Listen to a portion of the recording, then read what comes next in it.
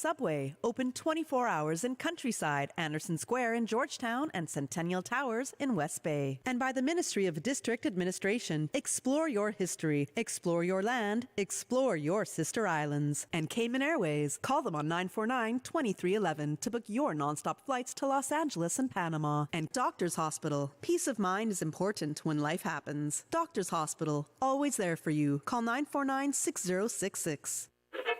But I do have some questions. There are more questions than answers. Cayman Islands' foremost listeners participation program. Talk today. What is on your mind, Cayman? If you are ready to talk, we are ready to listen. Here's your host, Sterling Dwayne Ebanks. A wonderful and beautiful day extended to all and Sunday alike as we invite you to be a part of the discussion. We'll start things off with our friends from the Cayman Red Cross to share with you how that continued partnership, we build bridges and we make the communities stronger. Want to know how and why? Well, stay tuned for Talk Today.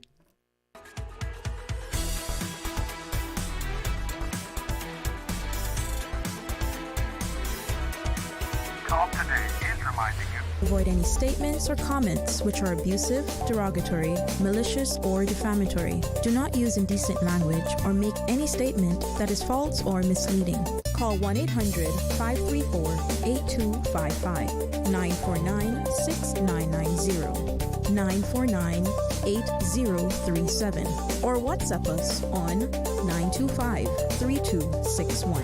Email Talk Today at candw.ky. Let your voice be heard. And now, back to Sterling Dwayne Ebanks, Radio Cayman Talk Today. Hey, welcome back. Thanks for joining us. And with the good friends over the Red Cross, we'll have a conversation probably until 1 o'clock and after the headline news. Well, it's going to be some open line. And I'm going to see if Susan is ready to let the sun and shine. Right, Sue? She says, woohoo! Well, 949-8037 is the number you have to commit to memory if you want to call and share. Our volunteering resources manager at the Cayman Red Cross, Ms. Samantha Whitesmith. It's a pleasure to see you again in person. How are you? I'm pretty good. Thank you for having me, Sterling. It has been a while. I know you invited me before, but I'm happy to be here. Well, I'm glad that you and Dr. Shrey and the team over the Red Cross, can join us from time to time, help us to be able to, as I said, join our hands and hearts so that we are making a very meaningful and positive contribution to our communities. The things that you guys do not only help us in this country, but in the region and then the global impact as a result of our collective efforts. Many hands make light work, they say. Thank you so much. And I can tell you, just watching the last few months, how active it has been, whether it was a fire, a flood, a hurricane, it has been super active on our path. So it's an honor to be here, and just shout out to our volunteers who are listening there in the background. Indeed. And this is where we make it happen. And from Trac to GM, Mr. Nigel, thanks for coming on board, man. How are you today? Thank you. I'm really well, thank you. All right. This is my first time, so...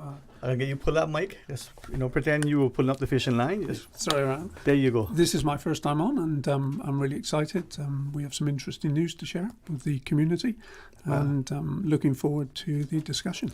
It's not going to be a roller coaster ride. We're going to liken it to a nice, easy Sunday afternoon sail on a catboat. Just easy over the horizon, around the head of Barkers, coming in through the key and back into the sound. Right, Ms. Samantha? Yes. That's how we're going to do it.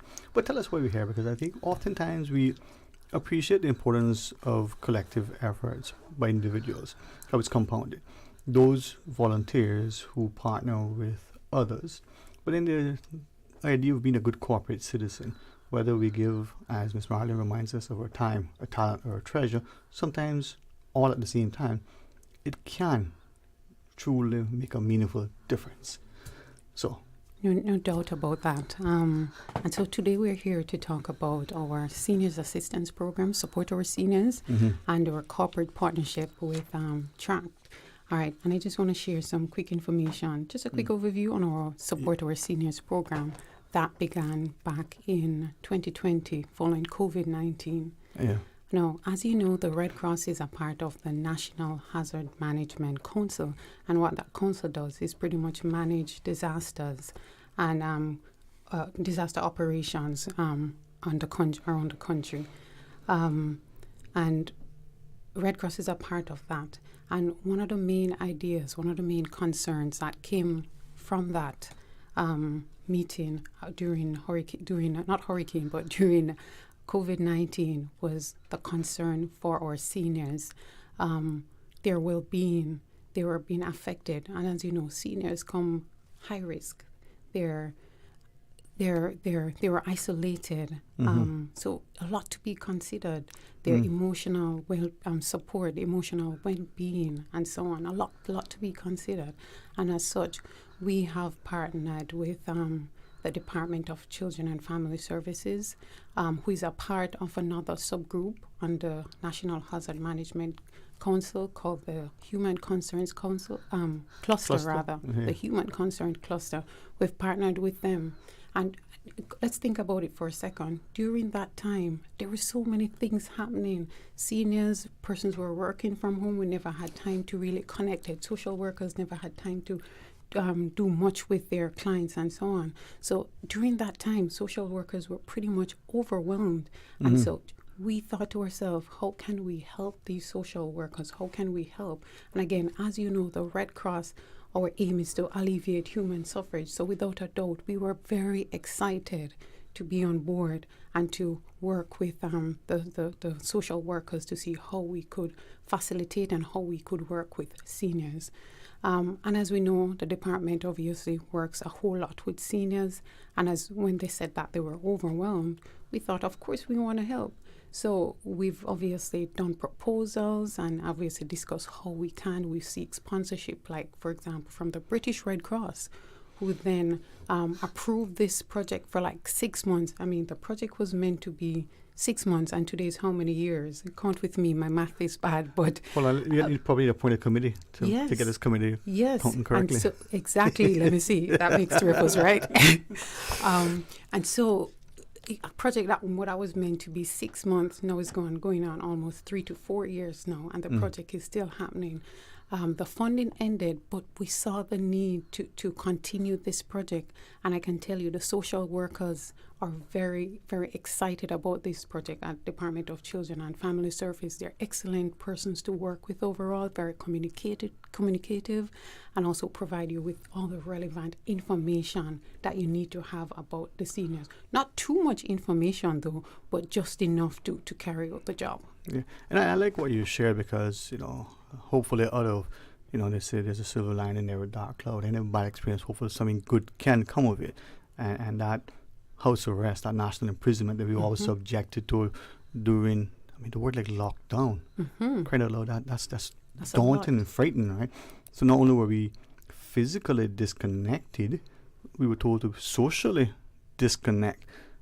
With that in mind, Nigel, when we come back from the break, could we ask you, what was the impetus? What motivated and inspired Trac Motive to do this? Because sometimes the inability for people to reach, to connect, to get from A to B, sometimes is almost as daunting as a man is to give birth, almost. Yeah, but when we come back, let's talk about it. Okay. Maybe inspire others to do likewise. Hopefully. Join us after the break. Did you know ordering your favorite sandwich from Subway just got easier? Yeah, picture this. No more waiting in line. No more fussing with cash. Just the delicious taste of Subway at your fingertips. With our new app, ordering your go-to sub is as easy as a few taps on your phone. Plus, receive exclusive deals and earn loyalty points with every purchase made on the app.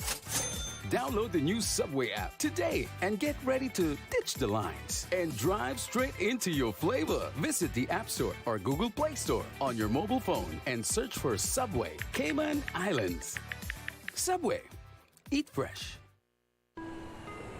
You deserve a unique vacation this year, one with easy non-stop flights from Cayman. Cayman Airways offers more non-stop flights to and from the Cayman Islands than any other airline. Now you can add Panama and Los Angeles to your travel bucket list. Skip the hassle of connecting flights. Panama is just a 2-hour non-stop flight from Cayman. And Los Angeles? Get there in less than 5 hours non-stop aboard Cayman Airways. Call 949-2311 or visit CaymanAirways.com to book your Los Angeles or Panama getaway today.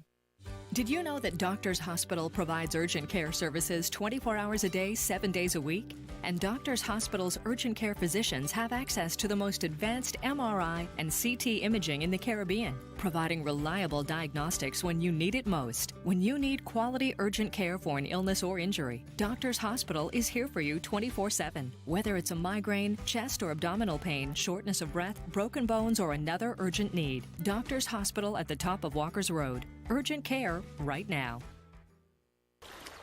Wouldn't it have been grand if you had purchased land 30 years ago? It may not be 2020, but a perfect vision has never been more clear. Cayman Brac and Little Cayman, poised for growth with an eye on the future. Your land, your history, your future. Discover all that our sister islands have to offer. Marketers, creatives, and visionaries, are you ready to be inspired? Join SIMPA's 11th annual marketing conference, The Connect Experience, under the theme Icons and Innovators, October 11th and 12th at Hotel Indigo. Discover the latest trends in marketing innovation, sharpen your skills in hands-on workshops, and connect with industry leaders who are changing the game. Plus, celebrate the best of Cayman's marketing and creative professionals at SIMPA's Awards Gala, honoring the icons and innovators in the field. Don't miss out. Secure your tickets online at simpa.ky/events.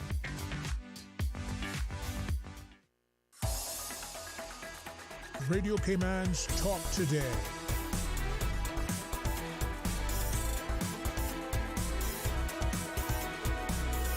What is on your mind, Cayman?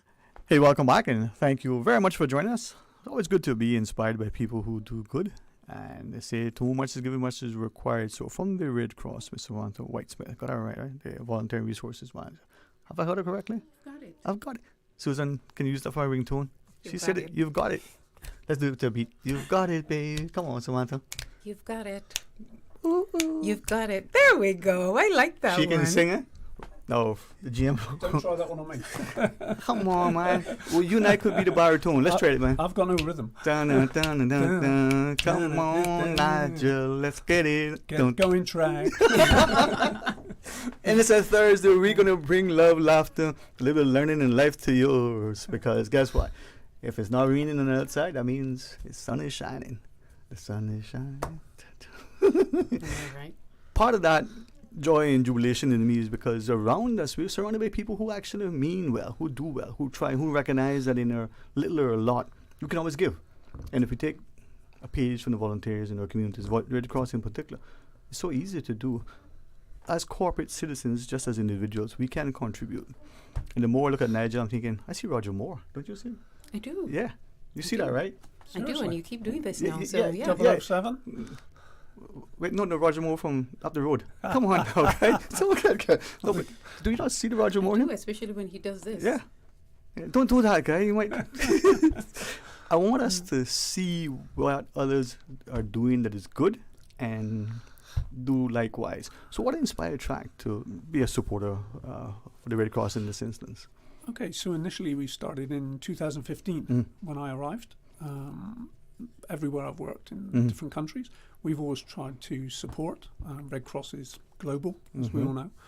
I met originally John Doe, who's still there, and I suggested that we get involved with one of their biggest fundraisers, which was the Golf Day. And we've sponsored that for nearly 10 years now. Over the years, we've done maintenance packages on the Red Cross cars, which is supporting, keeping their vehicles on the road. And then as the company has grown and grown and grown, the owner as well said, okay, let's start putting back into the community. So we support multiple organizations and raise money, but the Red Cross is well on our radar. And one day I had a meeting, or suggested a meeting, and how we could help further. So basically offered a overview of their vehicle maintenance, how they used the vehicles, utilization, etc., etc., and came up with the idea that we could support with a free vehicle. But where are we going to use that vehicle? Which was over to Sam and her team. They then told me about the SOS, Save Our, or the Support Our Seniors rather, program, and I made a joke with John Doe saying that I could use it because of my age, which is fact. But we also are aware we've all come through the COVID situation. People are tied to their houses, very difficult, and it really struck a chord. And we decided to go in and put a fully expensed car on the road to support the program. Okay. Which we're now doing. All right. Those of us who do accounting or somehow have to deal with those who control the budget may understand what you just said, fully expensed car. But for people like me and Susan, who just get in, we drive and leave the work to everybody else, what does that mean? Because Red Cross, they got volunteers, they get funding. Okay. So how does that support translate into dollars and cents? Okay. So talking values, the vehicle we'll be supplying will be $33,000 KYD. Within that, we are covering the car fully insured.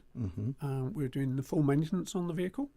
And obviously the vehicle will have downtime, i.e. when it needs a service at 6 months or 6,000, whichever comes sooner. That will also be part of it. And we will also lay on a replacement car. So the car will run 24/7. Okay. On top of that, if the vehicle has a breakdown, tyre blowout, anything's possible here, as you're well aware. Oh, anywhere. Anywhere in the world. We're on call out for the vehicle. We will just deploy a replacement vehicle on the back of our 24/7 recovery vehicle. So they do have the full coverage required. So that's sort of like a good father, here's a little girl, you drive the car, but when it's in the shop, here's the loaner. Correct. All right. Samantha, to me, I'm thankful that God still rewards and protects sinners, so that he sees, we need help and assistance. Here's a guardian angel coming in and providing something that's useful. Sure. Can I tell you, this call, like I said to us, he reached out to us, not we reached out. Yes. And he came at a time where we were struggling with vehicles to say, okay, this person needs to go to this presentation or to go to the disaster management containers or to do different things. And then the vehicles were all tied up and we're saying that we need another vehicles. It got to the point where obviously volunteers are using their own vehicles to do transportation. So it was very timely when he stepped in to provide support to us. And I can tell you that the process of, it's not just utilizing the vehicle. We handle the process of the Support Our Seniors project is very organized because it's just not any volunteer that will be driving the vehicle. It starts with training for us, and I can tell you on an annual basis, the social work manager for the Elderly Services Unit, Cassandra Ferron, and her very expert team, very hard-working team, comes to the Red Cross. As I tell you, we partner with them, and they come to the Red Cross, and this is how invested they are in the project. They come to the Red Cross and they do 2-evening training with our volunteers who are participating in this. In this training, they are being taught how to deal with and work with seniors who they will be working with, given different scenarios, different cases, and so on, different role plays, just so we understand that we're going to be having these challenges. Yes. You know what I mean?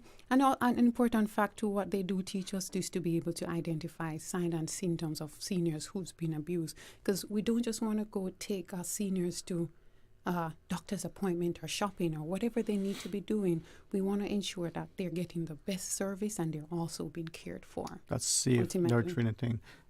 And, as Roger Moore, Nigel said just earlier, right? The idea that during COVID, the isolation, the inability sometimes for us to access or transport, it's still evident today. We've been so conditioned that if that senior or any other family member, the senior in particular, has an issue, the family is almost immediately going to respond just like they did during COVID. So having your resource be able to step in not only alleviates some of that angst that family member may have, but gives that senior then and there timely needed access, transport to medications, getting appointments. Safely and so on. Yeah. And we have an added bonus to it too, Sterling, because guess what? Every volunteer that participates in this program has to provide a valid driver's license as well as a clean police clearance, because we want to ensure that we know exactly who they've been properly vetted, not someone just coming off the street and say, I want to volunteer in this program. We have to ensure that the senior is obviously safe while the senior is out there. And then it's not just one of our volunteers that is going with a senior, it has to be a 2-person job. It can be 2 volunteers and a senior, or it can be a senior and a caregiver, because sometimes we know that the senior has a caregiver, yet we need that additional support of transportation, whether it's going to be for medical appointments, collecting of medication prescription or refilling it, grocery shopping, any sort of social setting. We also have that we need to go check on our senior. We haven't seen them or heard them in a while. It's our job to ensure that we go check on them. Recently, we had, like for Hurricane Beryl, or for even the recent scare that we had a few days ago, we're not just sitting thinking that our seniors are okay. We're calling them, especially if they're on our agenda. We're calling them, and then we're reaching out to them just to ensure that they are okay, that are you in a flood-prone area?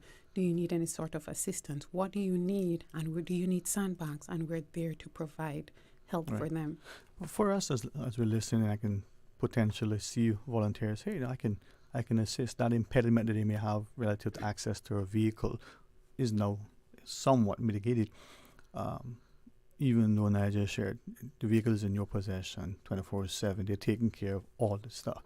What are your hours of operation? Is it 24/7, or is it between this time and this time? So for us, there's no limit as to the time of operation.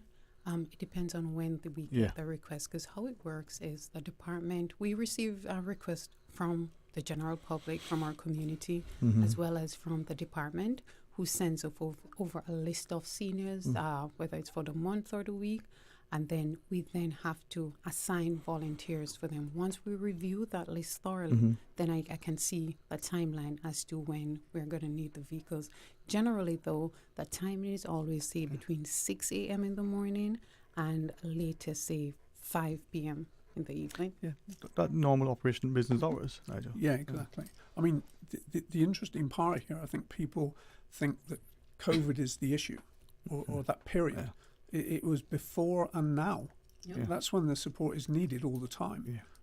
Just to clarify one other point as well, the vehicle we've selected in association with the Red Cross is a 7-seat vehicle as well.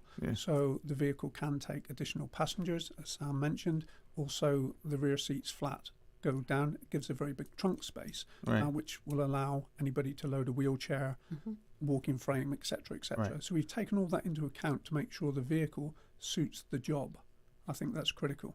I was going to ask you after the break, what sort of accommodations, because with seniors, even if they, they're walking, unassisted, sometimes just getting in and out, stepping up into something, or just navigating a pathway, we need to be sensitive that they may take a little bit extra time, and your low vehicle or your high vehicle as a family member mightn't be as accommodating as your brothers or sisters of the vehicle, because your mom and dad can slip in.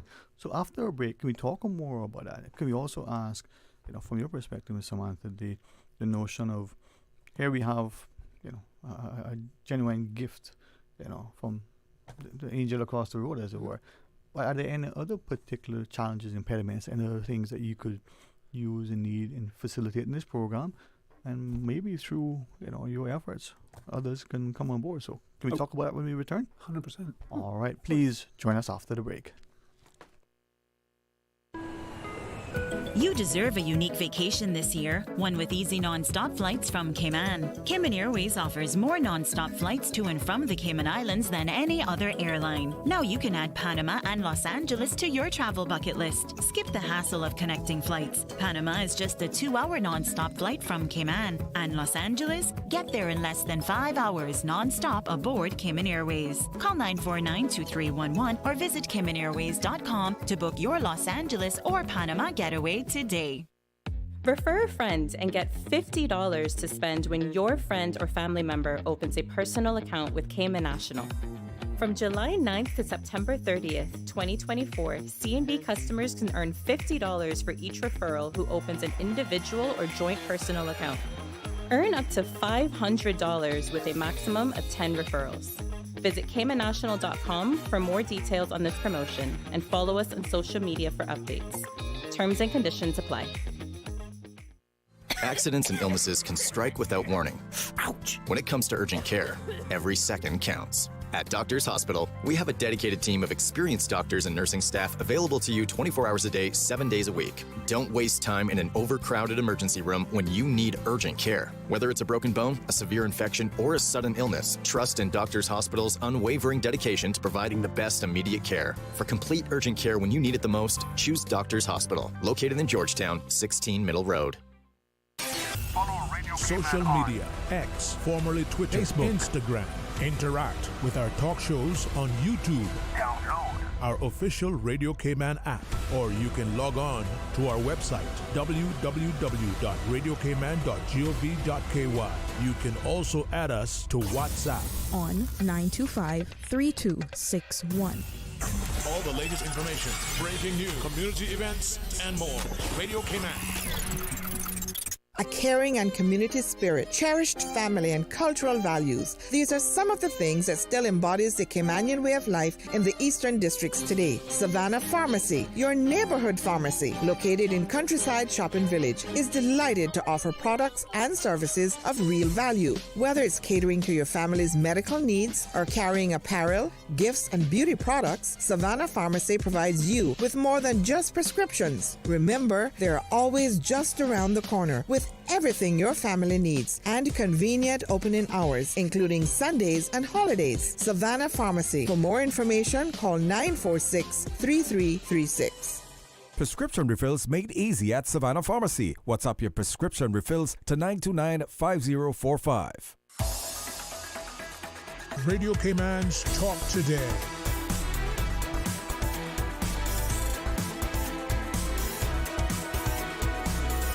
What is on your mind, Cayman? Hey, welcome back, and thank you, for volunteering, whether in your school and through your PTA, your church, or wider community group, with your civil organization or service club, and those at the Red Cross. Thanks very, very much, because we see the impact and we see the respect globally that it has. So, to Miss Samantha Whitesmith, together with Nigel over at Trac as the GM, we can set the tone for the organizations by our very, deportment and disposition, what we bring to the table, and that inspires many. Iron sharpens iron. Ms. Samantha, as we were going through the break, I was asking you, we have something good, but sometimes we want to make it better. Sometimes there's just a little, little thing, a little spur that, if you could just file that down, if you could just replace it, it might be a little bit more impactful and positively. In your case, good program, but are there any particular challenges or any things that you see that could be a little oil, a little grease, a little filed? Yeah, definitely. For me, there's always room for improvement. Mm-hmm. It's not, we're doing this now, but I know that we can do so much more. And again, because we're the Red Cross, we're in a position where we can just help. There's no limit. Apart from, if we don't have the resources, then that's it. But we do want to help. Mm-hmm. All right. So for us, we see this program, in the near future obviously expanding, attracting more seniors, attracting more volunteers, obviously. But to do this, then we're going to need some sort of support from the general public, from other organizations like Trac. Trac has stepped up, and it's very commendable, because think about Trac has done this. Every senior that we transport, we have seniors that goes to dialysis at least 3 days per week. And it's not just one senior, several seniors that goes to dialysis per week. And all of those seniors having gone 3 times per week, think about the impact that you have on their lives. It's not me, it's because of Trac's partnership, corporate sponsorship, that we were able to do this. So thank you very much for your sponsor. And so we're encouraging other organizations to come on board. We do have other things, like we want to get a handicap vehicle, a handicap accessible vehicle, so we can not only support persons who are normal, but also persons who have handicap capabilities and so on. And just that, limited mobility at times impacts their ability to get about. Before I ask, Nigel, I just wanted to, through you, Ms. Samantha, you referenced that the program started, not that long ago, maybe going into 4 years thereabouts. Mm-hmm. In your analysis, have you been able to sort of, no pun intended, track, its uptake, the usage of the need that you have in terms of the seniors who are participating? Any sort of statistical analysis? Sure. I can tell you, like, for example, in the first year, I have some stats here, if you don't mind. Oh, yes, so, like, please. for example, in the first year, we did, which was February 21 to the end of 2021, we did 169 trips. And then by 2022, we saw an increase in the numbers, twice the amount, 238. Then by the second year, we saw 100. By the third year, rather, 2023, we saw 358. And then to date, this is January 2024 to September 2024, we saw 458 trips being done. So all in all, we have a total of 1,002 trips being completed by volunteers. Some good numbers, I mean. And these trips obviously range from, say, medical escorts, shopping, grocery shopping, and social, just any sort of social events that they're having. That, I think, as Samantha shared, Nigel, bodes well for your company as a corporate citizen, seeing a need, and as she shared, offering without being solicited. Very commendable. Yeah, thank you. The numbers are rising as you would expect. I think the more awareness with the program, more people will use it for obvious reasons, and more people need it. I wouldn't say I think it's a need in the community at the moment. And I did share something with Samantha just before we came on air, actually. Having reviewed the numbers, and I'm thinking, wow, can one car cope? Possibly not. I would say by her projected figures, if you look at January, February next year, 2025, they will be in need of another vehicle. And I did say that I would announce that Trac would provide that additional vehicle. Wow. Thank you. Thank you for making that announcement here. I mean, like I said, this is not for the Red Cross. It's for our elderly community in the Cayman Islands who need that sort of support. Yep. The numbers indicate that from last year, you're almost one trip per day. If there's 365 days in a year, unless of course it's bank days and there's a lot less when you calculate interest, but that's a different story, right? This year, for the first 9 months, you've exceeded 400 trips. With still a quarter left to go. Quick extrapolation would see the significant impact. And I know when the program started, we were not doing it on weekends. It's actually this year that we started doing it on weekends, on Saturdays. So it happened between Monday to Friday, 9 a.m. to 5 p.m. But now we're seeing that, there's a demand. So now we have to increase the service. Yeah. You could easily exceed 575 trips by the end of the year. We could get to 600. I guarantee you that we'll get to 600 the figure for the end of the year. Yeah. And I can see that October is our elderly month, so I'm expecting that. Obviously, the numbers are going to go up, especially for October. Would that then mean that even though the vehicle or vehicles will be available, you need more, drivers, volunteers? So I must tell you that the volunteers who are doing these pickups, they're also working their own jobs. So it's not it's not a thing where they're just sitting around not doing anything. These are Uber drivers. They're very busy people, and they're very hardworking. And hats off to them, I must say. They're hardworking. They show up not only for this project, but I'm just looking at backtracking the last couple of weeks with the flooding and everything. They show up and they're ready, and they're just so passionate. So just shout out to the volunteers. So the volunteers are the ones, whether it's an early pickup, then we try to make it work. We try to coordinate between their times and so on just to make it work.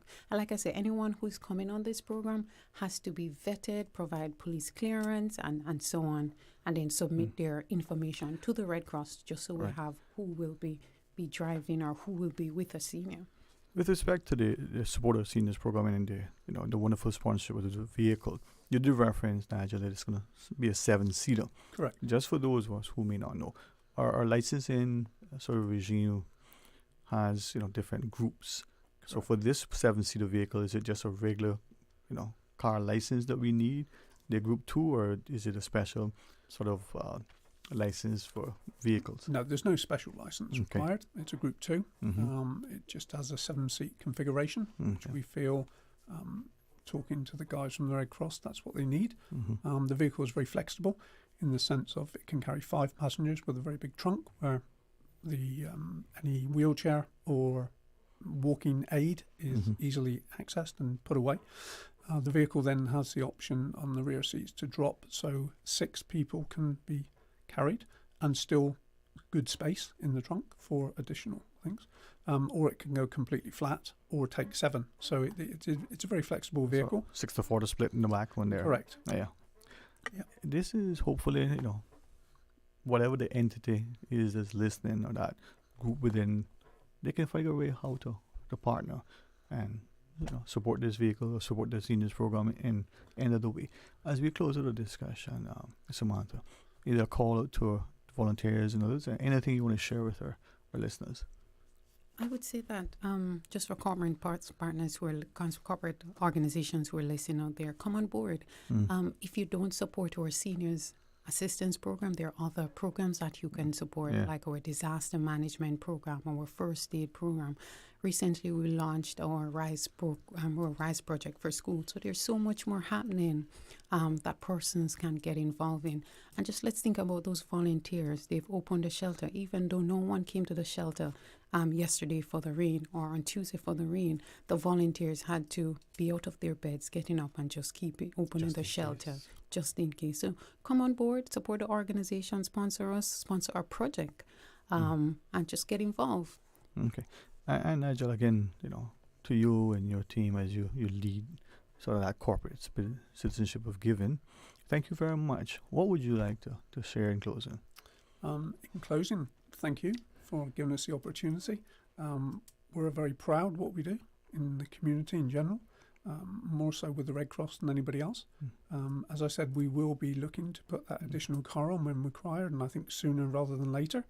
And I'd like to throw out a challenge to other companies to get on board. I think it's a great thing to do. There's a lot of people out there that have the wealth to support the Red Cross, and you're not supporting the Red Cross, you're actually supporting the community. I think that's where people go wrong. They actually look at the organisation and think, okay, the Red Cross have got plenty of money, but they haven't. That it goes direct to the people that need it. So support the community. That's what we need to do. This initiative can alleviate sort of the angst that the family member have. Does granny need to get somewhere? There's the employer breathing down the neck, the client is demanding certain things. That's it. When you're thinking about it, you have to think about your own family. And I can tell you, these seniors that come on board with us, they're like family to us. They're like our grandmas. I pick up the phone, I call, I send a text message. I say, okay, no worries. If you're not able to text, just send me a voice note, and that's good enough for me, as long as I have the information down pat. So they're like family to us. On downtime, volunteers will reach out to them just to ensure that they're good. Well, thank you for reaching out to us. Please convey our thanks to Dr. Schreier for facilitating this discussion. Of course. For being a good corporate citizen over at Trac, Nigel, and hopefully the others will take up the challenge. Hopefully come on board. Thanks again for making that phenomenal donation of a vehicle that, as you reminded us, will benefit our community and some of the most loved and respected members, our seniors. Exactly. So thank you so much. Thank you. Thank you for the time. Thank you so much for having us. Looking forward to more discussions. Of course. All right. Well, we may have a challenge for you as well. But to find out, listen to our news and join us after. Stay tuned. Yesterday, Today, always and forever. Radio Cayman in the Cayman Islands. From Radio Cayman's newsroom, this is Headlines. Local, regional, international news. The Headline News is brought to you by Kirk Market and Health Services Authority. With a look at your latest headlines, I'm Dwayne Ebanks. The Central Caribbean Marine Institute is now accepting applications for 14 scholarships funded by Darwin Plus for the Caribbean Marine Ecology Camp in Little Cayman. This week-long camp, held during the October half-term, focuses on tropical marine ecology and conservation. Caymanian students aged 13 to 17 can apply. Participants will dive, snorkel, and explore reefs, staying at the Little Cayman Research Center. The camp includes educational activities led by CCMI scientists and fun events like beach games and kayaking. Successful applicants will earn a certificate of completion. Applications are due by 5 p.m. on Friday, the 4th of October. The camp runs from the 21st to the 27th of October. In regional news, in Guyana, the Private Sector Commission has expressed concern over the rising market share of illicit cigarettes in Guyana, now estimated to 28%. At an illicit trade conference on Wednesday, it revealed that this illegal trade is causing a significant loss of approximately Guyanese $1 billion in government revenue. The conference, organized by the PSC, highlighted the broader implications of illegal trade, including links to organized crime, human trafficking, arms smuggling, drug trafficking, and money laundering. The United States on Wednesday imposed sanctions on former members of Haiti's Parliament Propane Victor for his role in forming, supporting, and arming gangs that have committed a serious human rights abuse in Haiti. The U.S. also sanctioned the current leader of the Grand Grif gang, Luxon Ilan, for his involvement in serious human rights abuse related to gang activity in Haiti. U.S. Department of State spokesperson Matthew Miller said both Victor and Ilan are highlighted in the recent final report of the United Nations panel of experts as being significantly responsible for the crisis in Haiti. That is your latest local news. I'm Jevi Ebanks. Radio Cayman. More news available at www.radiocayman.gov.ky. Check out our social media pages: Facebook, YouTube, X, formerly Twitter, Radio Cayman Headline News.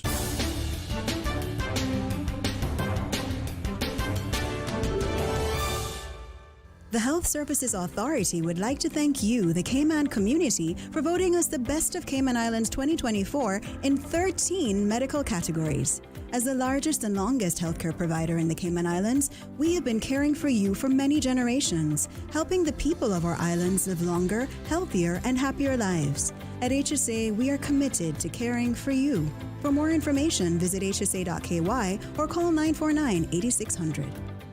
When it comes to weekly meal prep, I trust Kirk Market to provide the best value for quality proteins. The butchers at Kirk Market are super helpful. They always slice my steaks perfectly. Kirk Market has everything I need for healthy and flavorful protein-packed meals. From lean cuts of CAB choice beef, tender CAB prime beef, the juiciest pork, and all-natural hormone-free poultry, to their seafood section with everything from fresh local snapper to omega-3 rich salmon. I choose Kirk Market for the highest quality proteins to support my healthy lifestyle. Kirk Market. Eat well, live well, and discover a world of choice.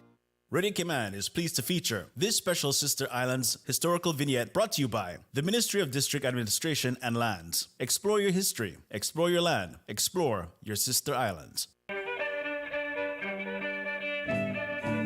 The first settlers to the Cayman Islands came from Jamaica in between 1661 to 1671 to Little Cayman and Cayman Brac. On the 14th of April, 1669, the Spanish privateer Riviero Pardal completed a successful raid on the village of Little Cayman. In the process of the raid, the force burnt 22 dwellings to the ground. These first settlements were abandoned after attacks by Spanish privateers, but English privateers often used the Cayman Islands as a base, and in the 18th century they became an increasingly popular hideout for pirates, even after the end of legitimate privateering in 1730.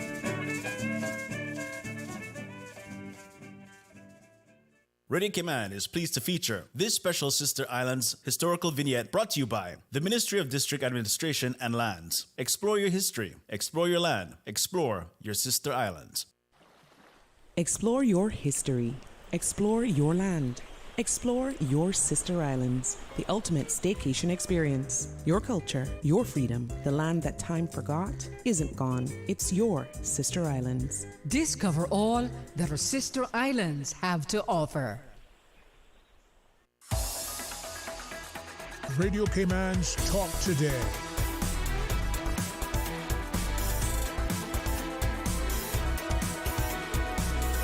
What is on your mind, Cayman? Hey, welcome back. Thank you very much for joining us.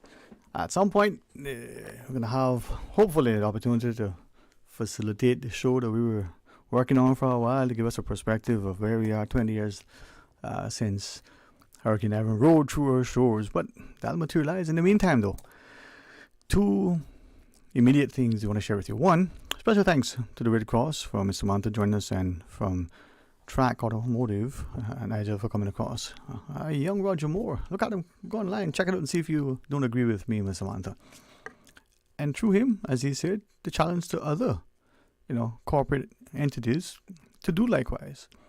Continue to support in a very meaningful and direct way that which benefits the entire country.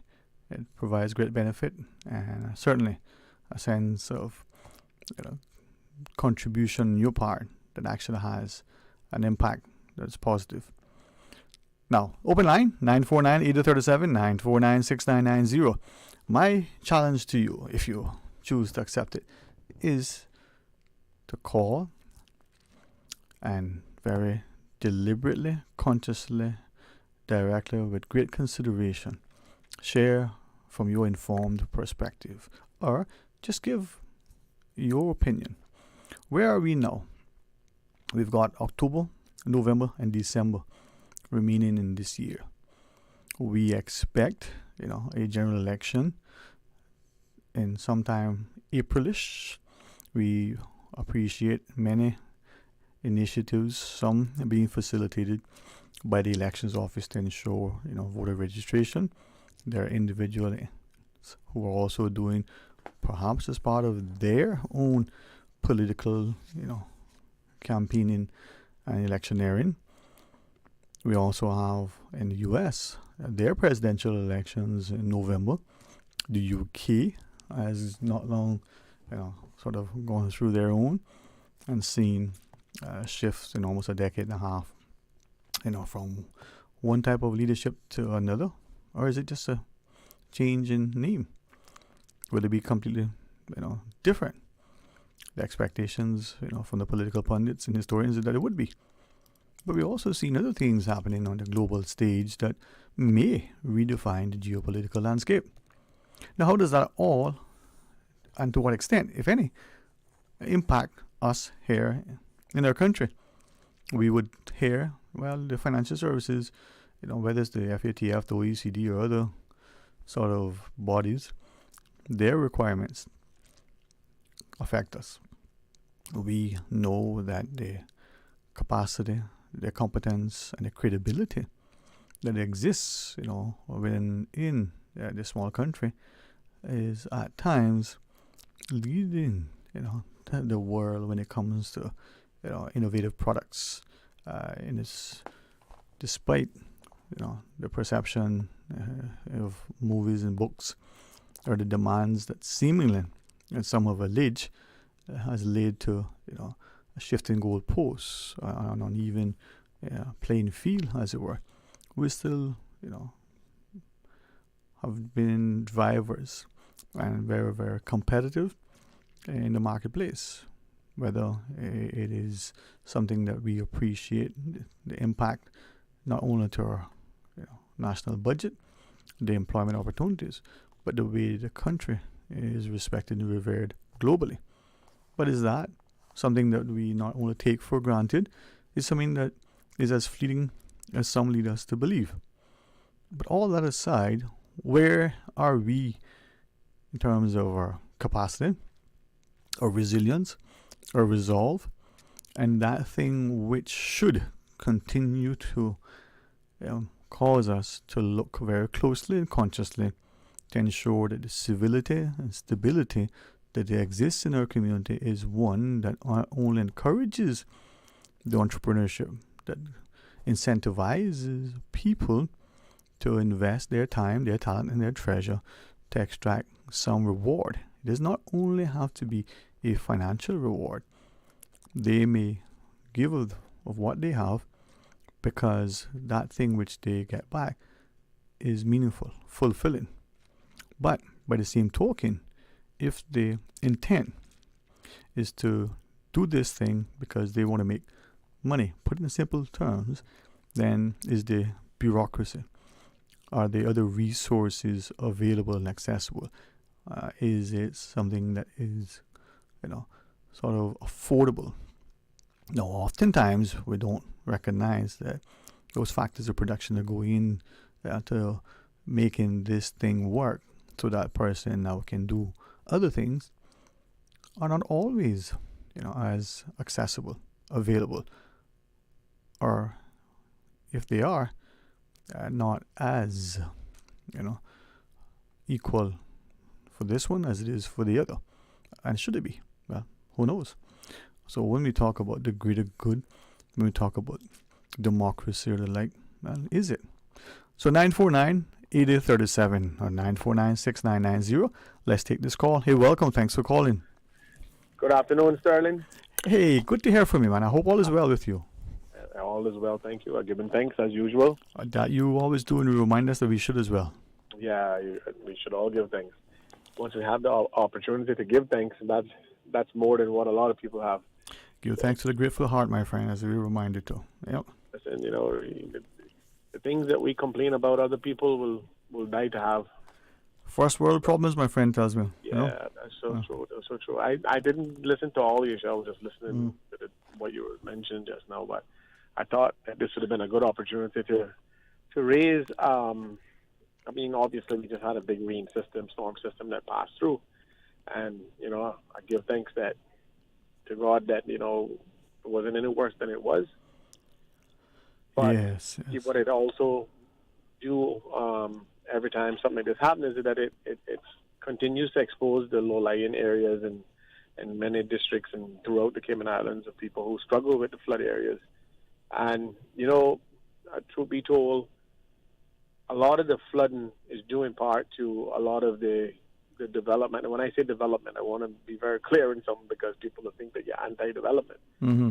I just think that we don't have proper infrastructure development plan in place in most areas for storm drainage and so on and so forth. There's a lot of things that we just do on a whim, like we build roads and we build new roads in all these neighborhoods, but we don't put proper drainage system in place in order to mitigate some of the water that would.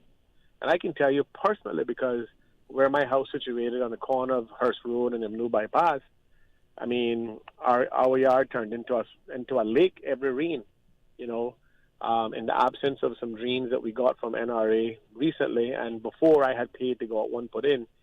Personally, in the absence of those drains, we would continue, and even with those drains, when the last hurricane passed or storm system we had, I had 7 inches of water in the garage around the back.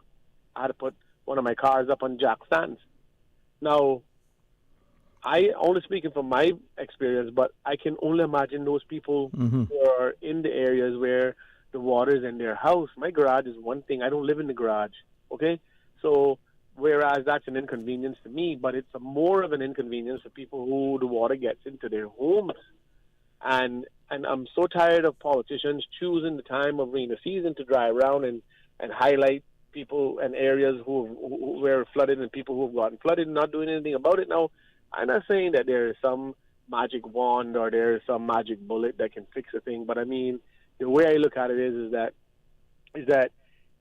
if we haven't identified some sort of island-wide drainage system in the low-lying areas, then we're doing a very poor job of prioritizing these particular areas and these individuals, because it is very unfortunate that the Cayman Compass had a photo of a man sitting in the living room and ankle deep in water. And I look at that and I say, well, that probably wasn't his first time getting flooded. So what measures are we taking? I heard you ask the question just now, where we are. We got October, November, and December left in the year, right? And where we are is the more things change, the more things stay the same. Yep. That's where we are, really and truly, because our political system doesn't work. We got 19 single-member constituencies where everybody fending for their little small basket of people, and the island on a whole collectively is suffering. So I don't know. It is pretty crazy to think that we live in this so-called first world society or this first world jurisdiction, but we got fourth and third world policies. I mean, there's a lot we could talk about, but we're talking about flooding, right?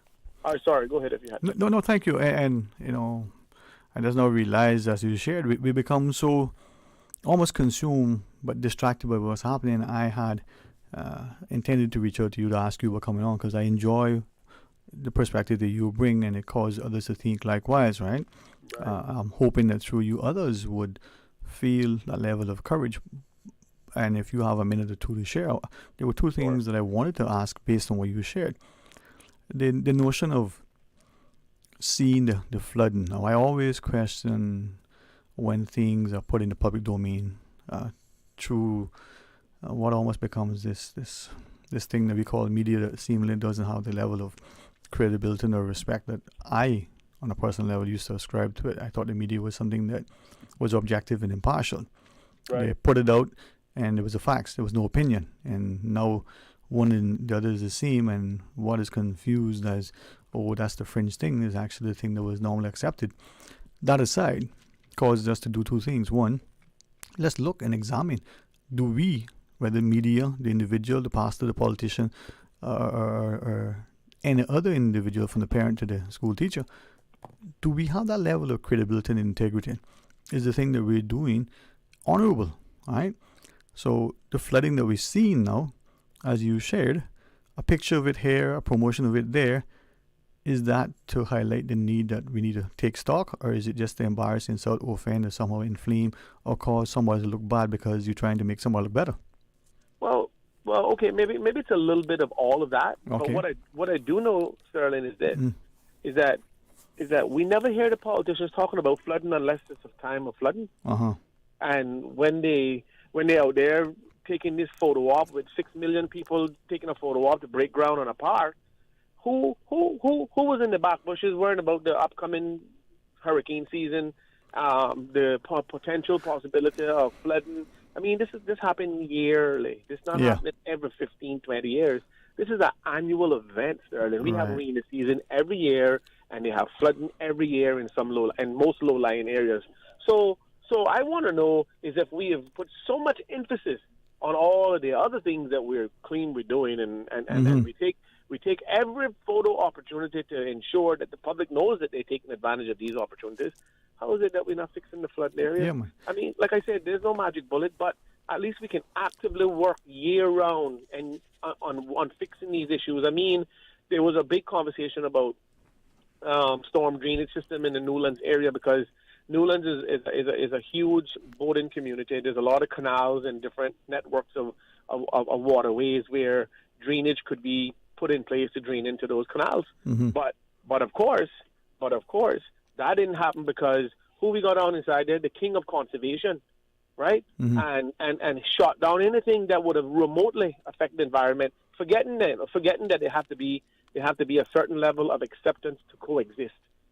Human beings, if we continue to exist, because we need to make a decision here. You know, either we pack up and find another planet, or we're going to coexist, and the impacts that we're going to have on the environment is going to be sustainable, acceptable, and not prevented. Because at the end of the day, our existence depends on impacting the environment. I hate to say it, but it's the truth. Yeah, taking a page from what you just shared, just generally speaking, can I ask, is this just all a show and tell, lip service? You know, we're not really meaning anything. I mean, take the term a seasonal wetland, all right? If we understand what we saw as children, what our parents told us, what we thought was, there were some places where we did not, whether it was called the savannah, whether it was called the little, mangroves, that little pond. We were respectful in the way we treated. Now, to listen to pundits talk about the need for a drainage system, for instance, the need to put culverts, or I even heard the word gullies, and standing ponds and all that stuff. Why can't we listen to the older people who knew, who was sensible, who did what they did because it was? And why is it now that development in this area, when the people say, listen, that's going to flood over here, why don't we take on board that and find ways to mitigate it, but only seemingly accommodate this person because of how they look? Well, okay. Well, I mean, yeah, and that's a very good point. But why don't we? I mean, obviously, we have institutions in place in order to ensure that we have proper infrastructure development, right? So I asked the question. I mean, then you can ask the question. If it's planning department, right? And I'm not pointing no finger at them. I'm not blaming them for it by any means.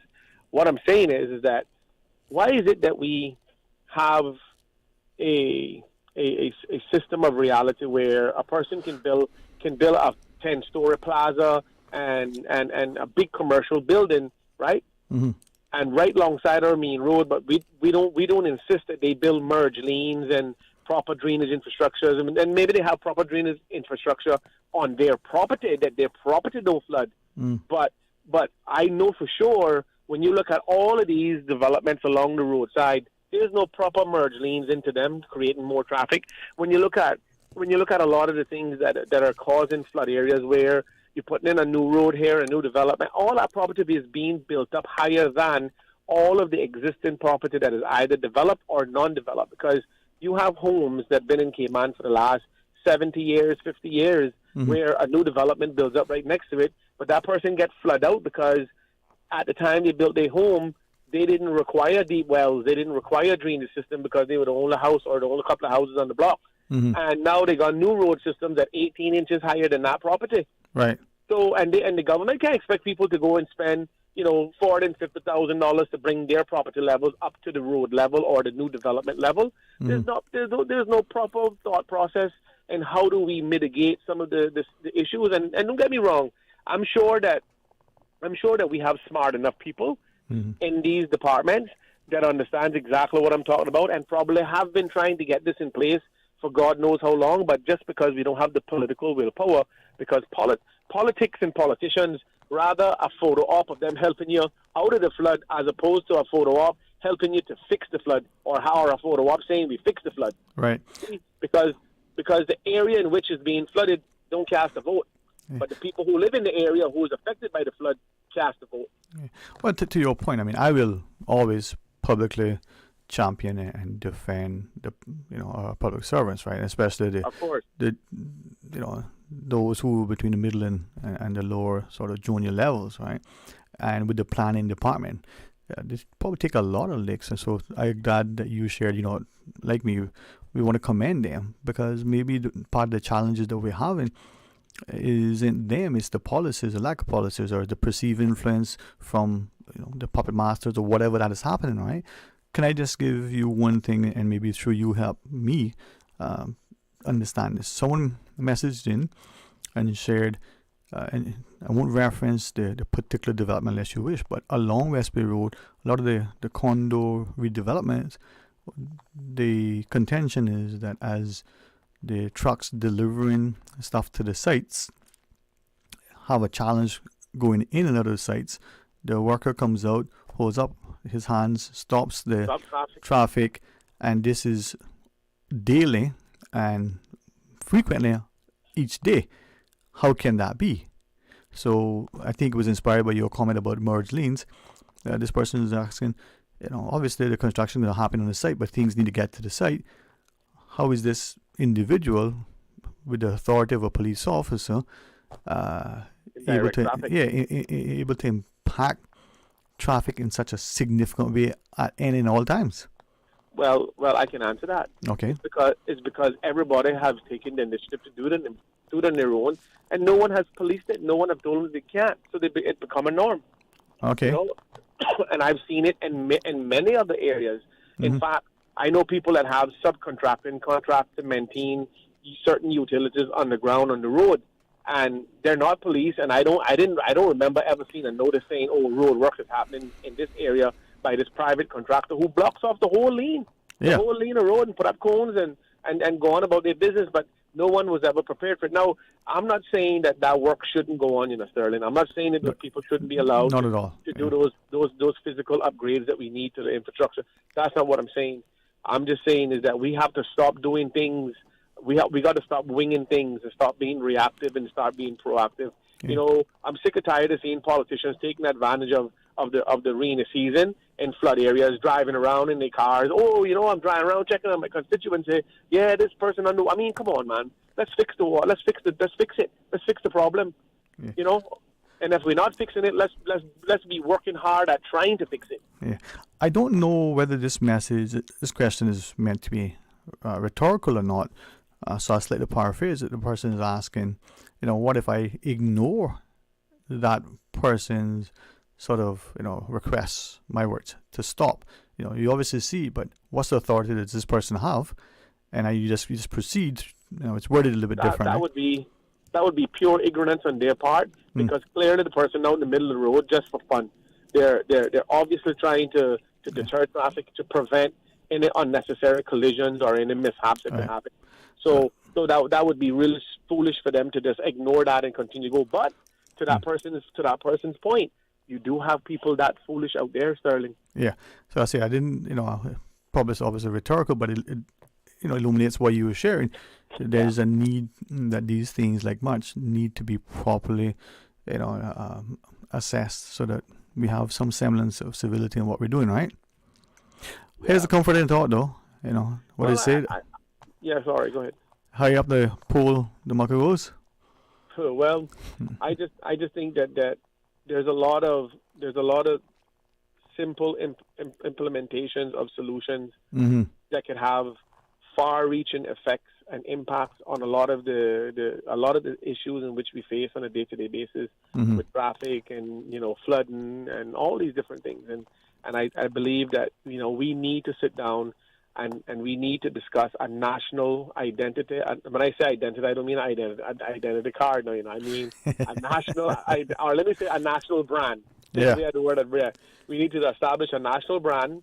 We need to establish a national plan on how we're going to attain, how we're going to get to where we want to be. Because what we have done systematically over the last 50 years, Sterling, is that because we're a service-based society, we have allowed multiple institutions to come in and set up shop, create their own regulation, self-regulate, and police themselves.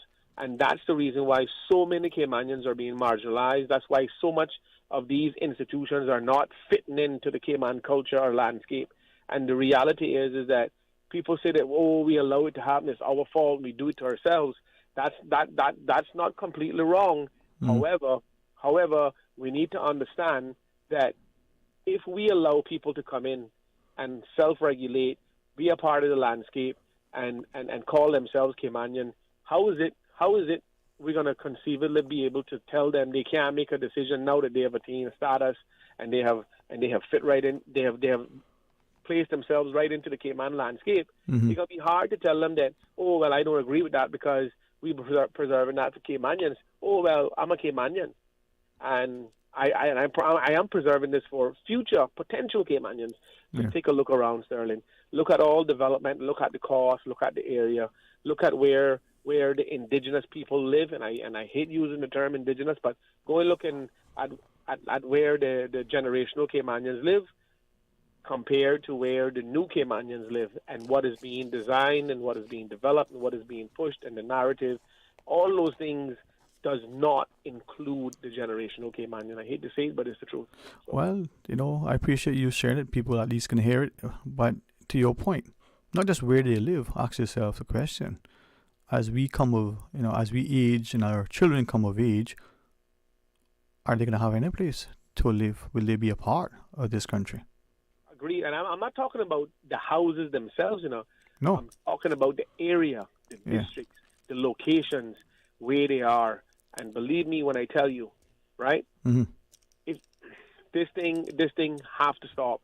We need to put a moratorium on status grants, permanent residences. We need constitutional reform. We need immigration reform. We need to hit the reset button.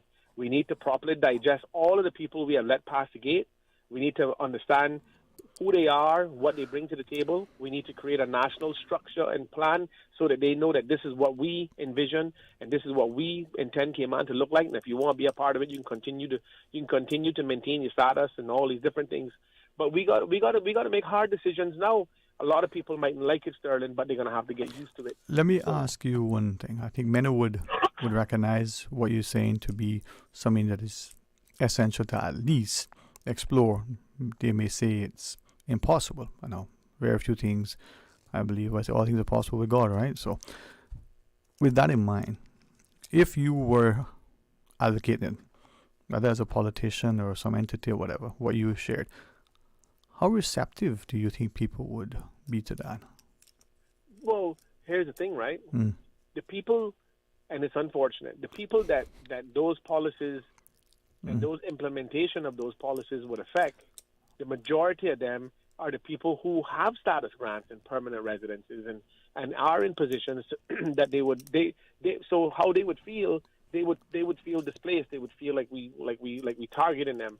But you see, Sterling, this is not about how they feel. This is about what we ultimately want in Cayman and where we ultimately want to be. You listen, sometimes the right thing to do isn't the most popular thing to do, and surely you can't please everybody. We all know that. Right? Nobody in Cayman would disagree with that. However, if let's put it to you this way, let's take COVID for example. You remember when they told us that we had to be home by 5 o'clock? You remember when they told us we could only shop on our alphabetically lined up with our last name? You remember that? All right. Name one single person in Cayman that liked that. Not one single person liked it, but everybody had to get adjusted to it and had to become and turn it into a norm, right or wrong. Yep. And guess what? It didn't kill nobody.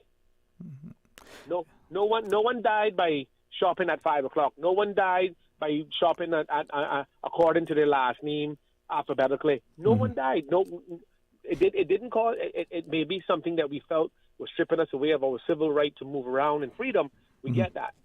However, my point is that no one liked it, but everybody adjusted to it. So when we put certain things in place that is paramount to the continuity and the existence and the sustainability of the Caymanian brand and the Caymanian people, then they just have to get used to it. We're not putting it in place for them to like it, because if we ever sat down at a table and say, okay, let us formalize some policies that everybody like, we'll be sitting there forever, because we're not going to find a policy that everybody gonna like.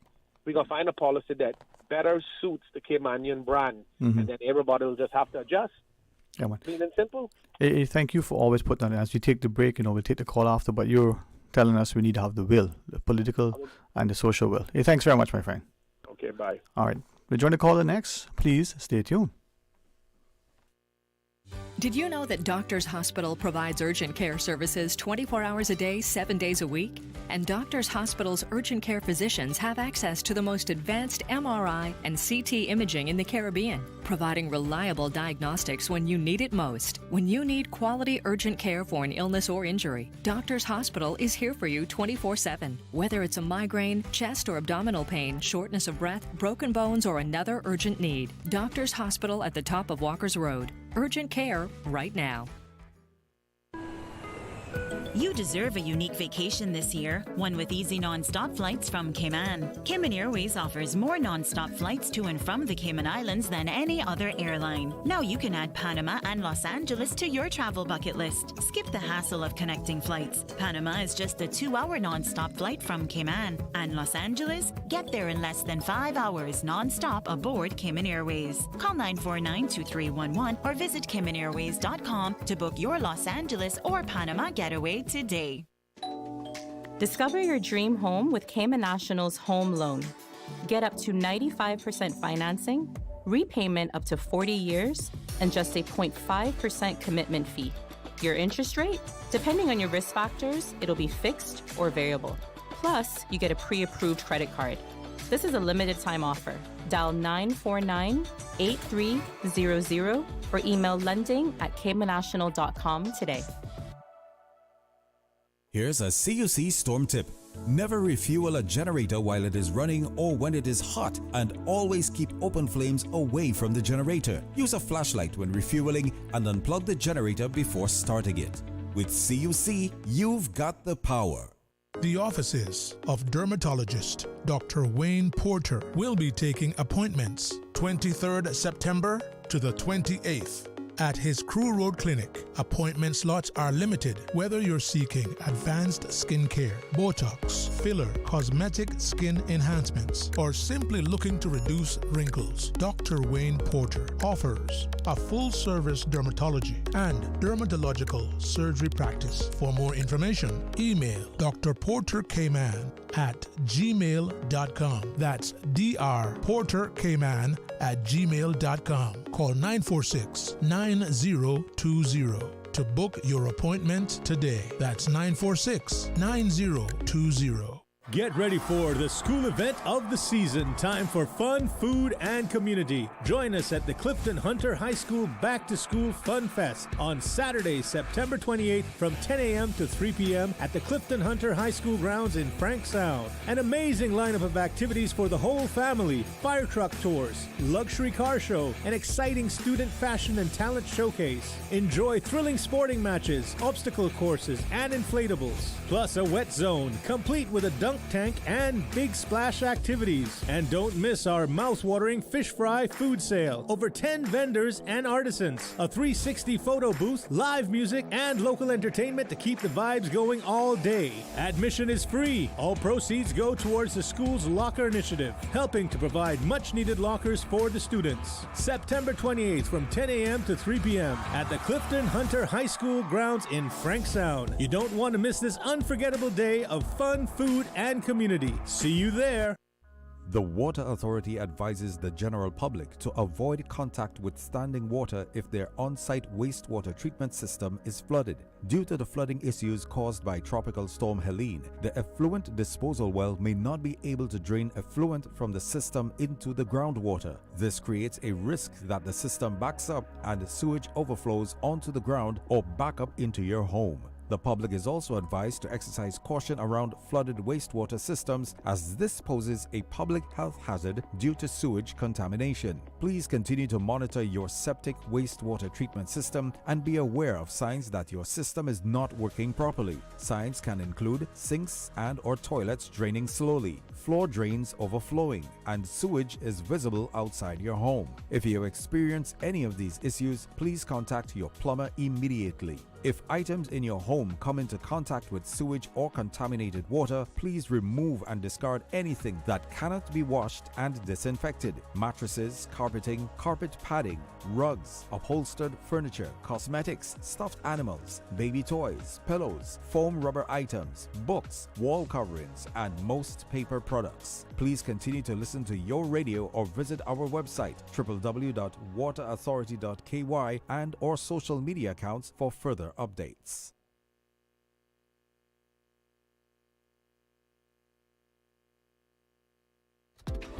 Find your dream car with a Cayman National Vehicle Loan.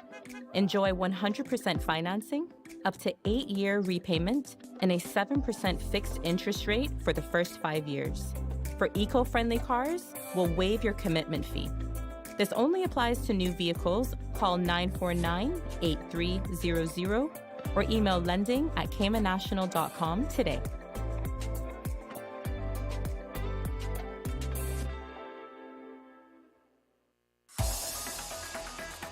Radio Cayman's Talk Today.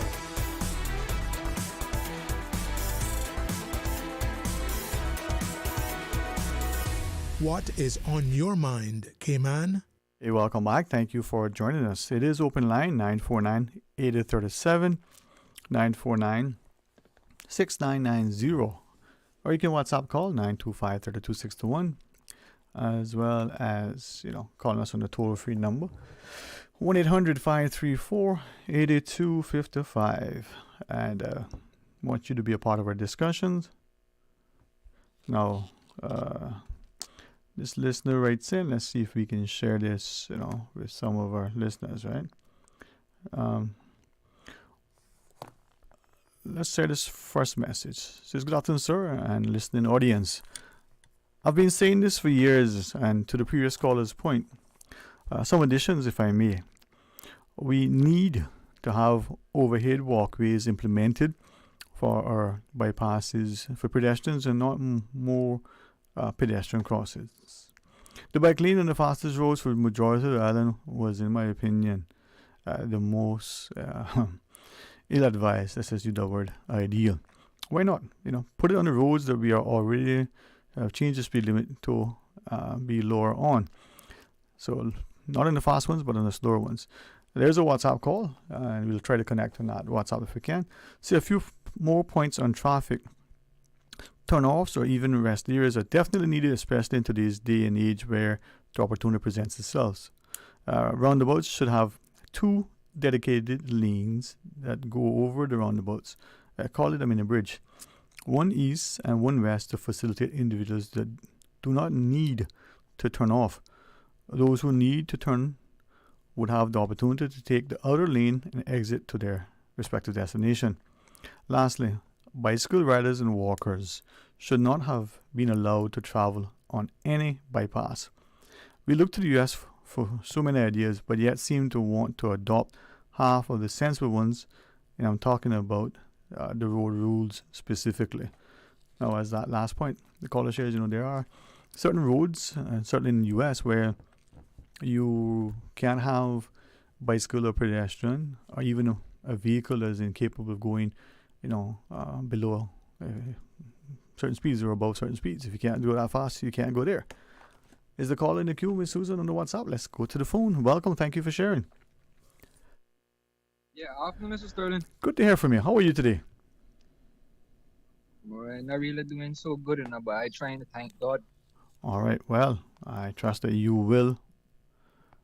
And let us know what we can do to make it better. So if there's something you want to share or say, we'll listen. Certainly we don't want you to, speak out of turn and disclose anything unnecessary, but, Yes, sir. Yeah, no, I understand.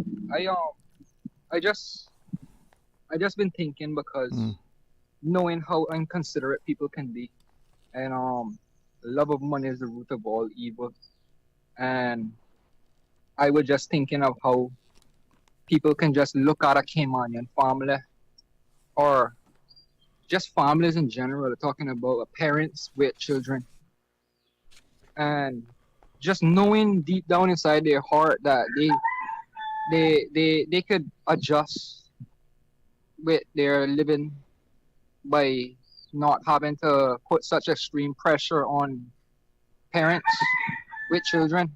Mm-hmm. And especially when it comes into landlords and property managers in apartments, and knowing well that they was not paying the same amount that they're paying now a few years ago, and you can't find a job that could adjust the pay that you can get as an employee. And knowing well that the struggles that we have to deal with on this island, cost of living. I don't know if it's legal to be sad and depressed anymore, but it seems like anger is the only other option. But what happens is if you get angry, it'll be a conflict, right? Could potentially lead to a conflict, yes. Yeah. So as a Caymanian, we try not to have any conflict with anybody on this island. Or at least me, myself, personally, that's how I feel. But what about people that are not like me, that will do it? What are they going to call them? Crazy, right? Yeah, because they just push them to the limit, like when you tell somebody, go jump off the bridge, but then you're afraid of the height. Well, yeah, that's how I feel, because... All right. Talk to me. I'll listen. How is it, right, that a person's negative comment disposition seems to weigh more heavily and impact us than another person's positive sort of disposition or that compliment that they get? What's your take on that?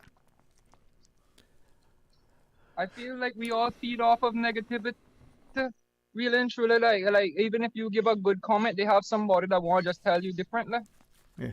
And then is it then we're conditioned, right? I ask that as I reflect on two things. One person says to another, "Hey, man, you're looking good today, man. You've been working out, losing weight, you're looking good, and this is your brother, this is your blood brother. You got the same mom and daddy. You're close." Even that person saying something good, much less a stranger, we probably would respond in a way, say, "Man, stop talking foolishness," or "What do you want?" or something. Is that something that has been over the time sort of inculcated in us? We can become conditioned, trained. That's why that person is saying there's an ulterior motive, right? We just can't take the compliment, right? Yeah. No. Yeah, maybe because it's not true. Maybe it's not true. It's just that they say that in recognition of something odd. Right. Now, or if we give a compliment, I'll use the phrase, if it's not familiar to people, let's see if I can explain it, but I'm sure it's ubiquitous. Or, a backhanded compliment, right? We want to say something nice, but boy, it's so hard for us to say it. So it's one of them sort of backhanded compliments, Yeah. Why do we do that? Right? Just out of respect. Yeah, take you for well, no, man, I don't think that's the case. Take you for instance, right? You have been very mindful to share with us, about your past, your education, your experiences in school, and your interests. No, I take you to be not just intelligent in every sense of that word, however that's defined. I see you as intuitive, creative. I see you as grounded. I see you as a strong advocate and proponent for what you believe in. And even though you may say something that others may not necessarily agree or appreciate or understand, but you still respectfully push it, as your perspective. To me, that's what a democracy should allow. So I commend you for it. But by the same token, though, there's a reticence in that, from my perspective, engaging in what you say, and you not saying something because others may castigate and ostracize. So where is the freedom in the supposed democracy of a person being able to express him or herself, but yet somebody else can because, well, maybe they have the gun, the gold, the uniform, or otherwise? Yeah. Yeah. I think it's that, because really and truly, like, we see a lot of things going on. We see buildings going up, and that just by buildings going up in certain neighborhoods, adjust prices on people's fees that they have to normally pay before was okay, but now it just adjusted to increase that. We almost being pushed aside, or either pushed out, and then the way how I think that they expect us to be is very calm and collective and agree with, we can't afford this. Like, why is it that we can't afford to live in our own island? That's the thing that I want to know as a Caymanian. All right, so let me then ask, and again, I apologize to you, sir, and to Susan. I was so engrossed with what you were sharing that I was not paying attention that we have missed the break. Are you okay in staying on? Do you want to chat some more, or you want to catch us another time? Yeah, I can stay on. Okay, brother. Thank you for that. We'll take that break. Hopefully better late than never. Stay tuned. Listen to the good advertisers. The rich flavors of Italy just arrived at Subway. Say ciao to the Italianos. Our 3 new Subway series recipes, carefully crafted with an Italian flair. Try the Hot Shot Italiano for an enticing and zesty touch. The tastier than ever Ultimate BMT, generously stuffed with a mix of ham, pepperoni, and salami. Or go all in with a creamy chicken bacon Alfredo. New Subway series Italianos. Chef-crafted greatness in every bite. Elevate your game only at Subway. Delizioso.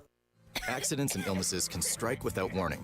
Ouch! When it comes to urgent care, every second counts. At Doctors Hospital, we have a dedicated team of experienced doctors and nursing staff available to you 24 hours a day, 7 days a week. Don't waste time in an overcrowded emergency room when you need urgent care. Whether it's a broken bone, a severe infection, or a sudden illness, trust in Doctors Hospital's unwavering dedication to providing the best immediate care. For complete urgent care when you need it the most, choose Doctors Hospital, located in Georgetown, 16 Middle Road. The Ministry of Tourism and Ports has launched the Visitors Experience Development Grant Program. This program is for Caymanians looking to provide a new product or service to visitors of the Cayman Islands. Successful applicants may receive up to CI $50,000 in funding to be used for business-related expenditures. To find out more information and to apply, you can visit www.ourcayman.ky/VEDGP. That's ourcayman.ky/VEDGP. Freedom, Cayman Brack. Freedom, Little Cayman. Soft breezes, blue waters, no traffic. Unwind and rejuvenate your mind, body, and soul. Sister Island Staycations, a taste of freedom. Discover all that our sister islands have to offer.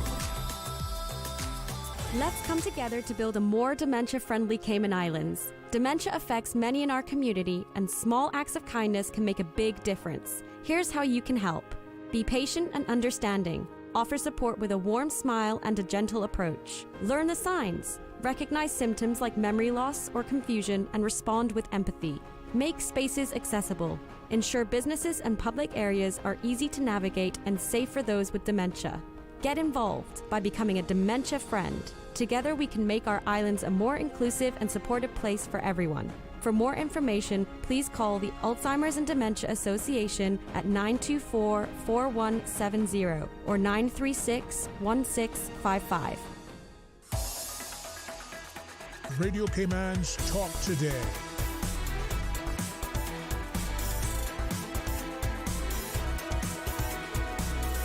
What is on your mind, Cayman? Hey, welcome back, and thanks for joining us. And as we head up to the headlines at 2, thanks to the good gentleman for just sticking around. All is well, sir? Yeah, you still there, my friend? Yeah. Okay, well, these things happen, you know. Or we go around the corner and up the hill, or you fall to the bond and we find it whittle. 8949-837-949-6990. And as it's hey, I can say that, Susan, to the caller. He's such a gentleman. As you've heard him before, you know, he's a proud parent, you know, and he says, Paul, just got to hang up for a second. I have to leave because, you know, I'm being a good dad. I'm on duty.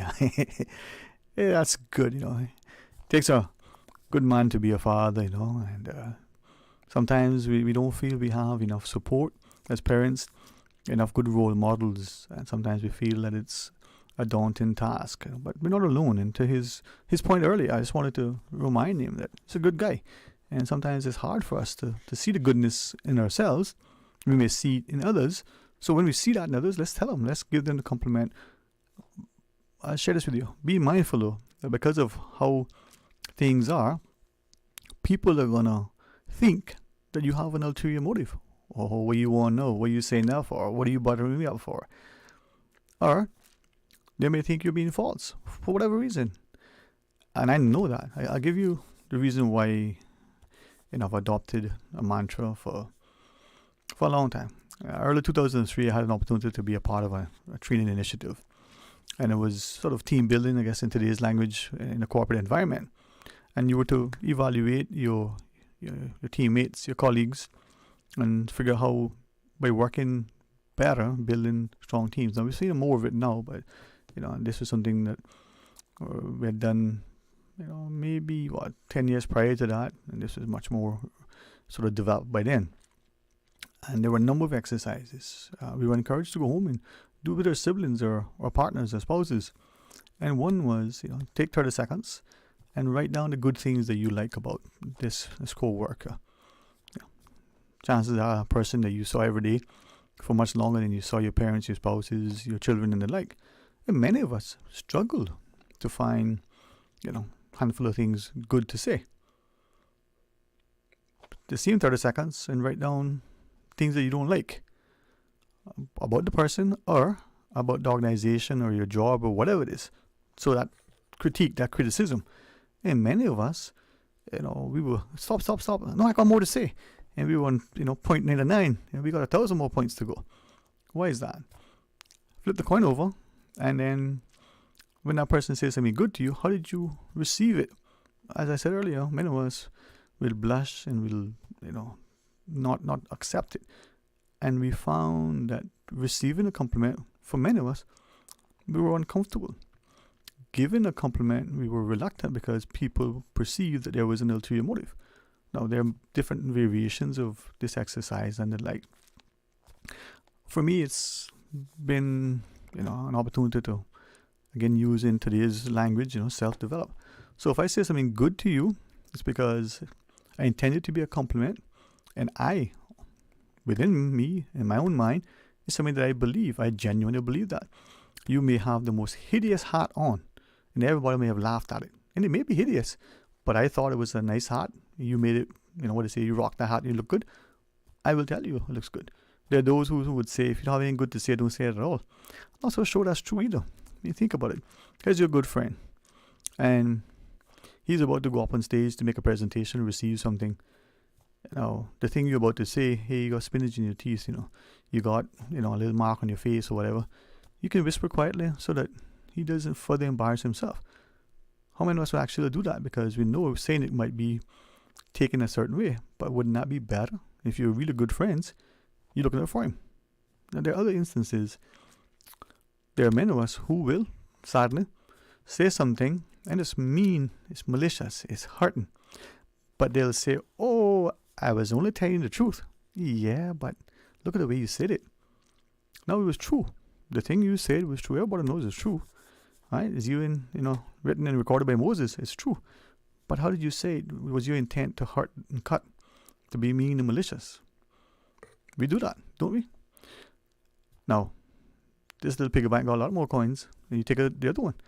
In that, when we look around and we try to be, deliberately conscious, looking for the good, some people find it difficult. Some people see that sense of, kindness and honesty and integrity and generosity that you're trying to be a challenge because they remember what you were before. My friends who have, and they say this, substance abuse issues, and I say, man, it's been 40 years. He said, no, it's a daily walk.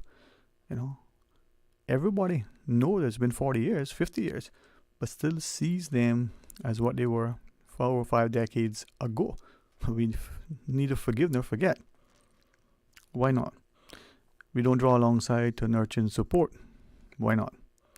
And in so doing, are we getting any, greater sense of unity and strength, showing any greater love and compassion?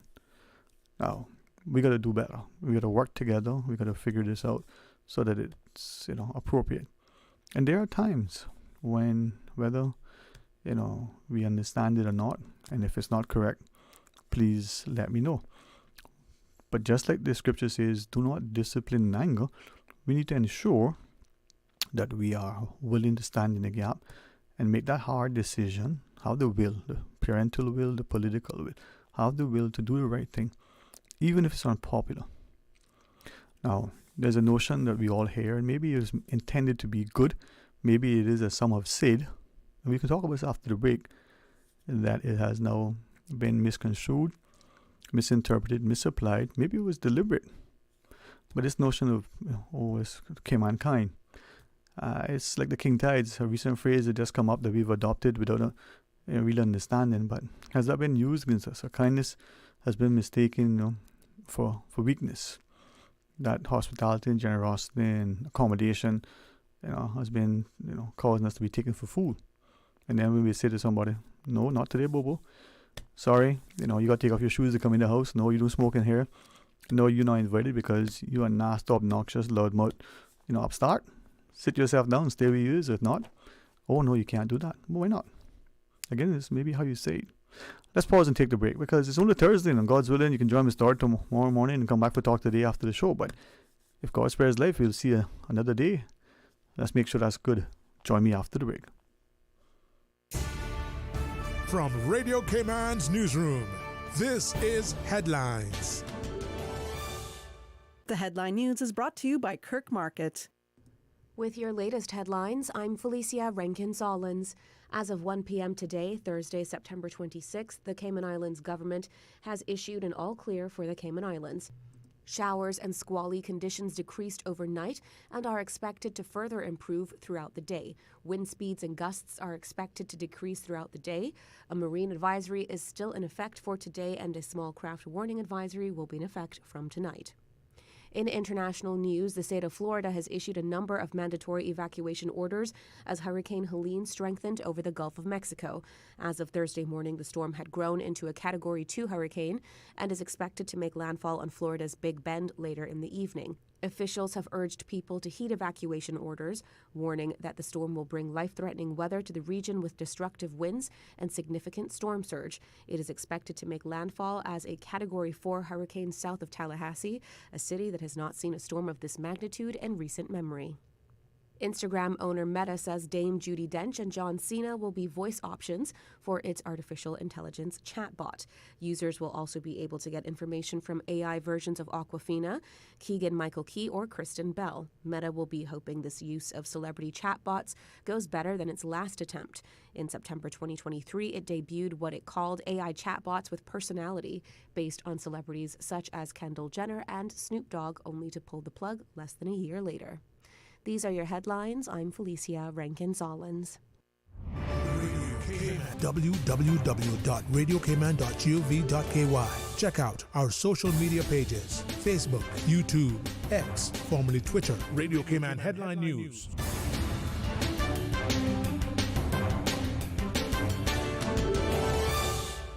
When it comes to weekly meal prep, I trust Kirk Market to provide the best value for quality proteins. The butchers at Kirk Market are super helpful. They always slice my steaks perfectly. Kirk Market has everything I need for healthy and flavorful protein-packed meals. From lean cuts of CAB choice beef, tender CAB prime beef, the juiciest pork, and all-natural hormone-free poultry, to their seafood section with everything from fresh local snapper to omega-3 rich salmon. I choose Kirk Market for the highest quality proteins to support my healthy lifestyle. Kirk Market. Eat well, live well, and discover a world of choice. The DVDL Customer Support Unit is now open. Customers can book appointments for written and driving tests through DVDL's hotline at 945-8344. That's 945-8344. Radio Cayman's Talk Today.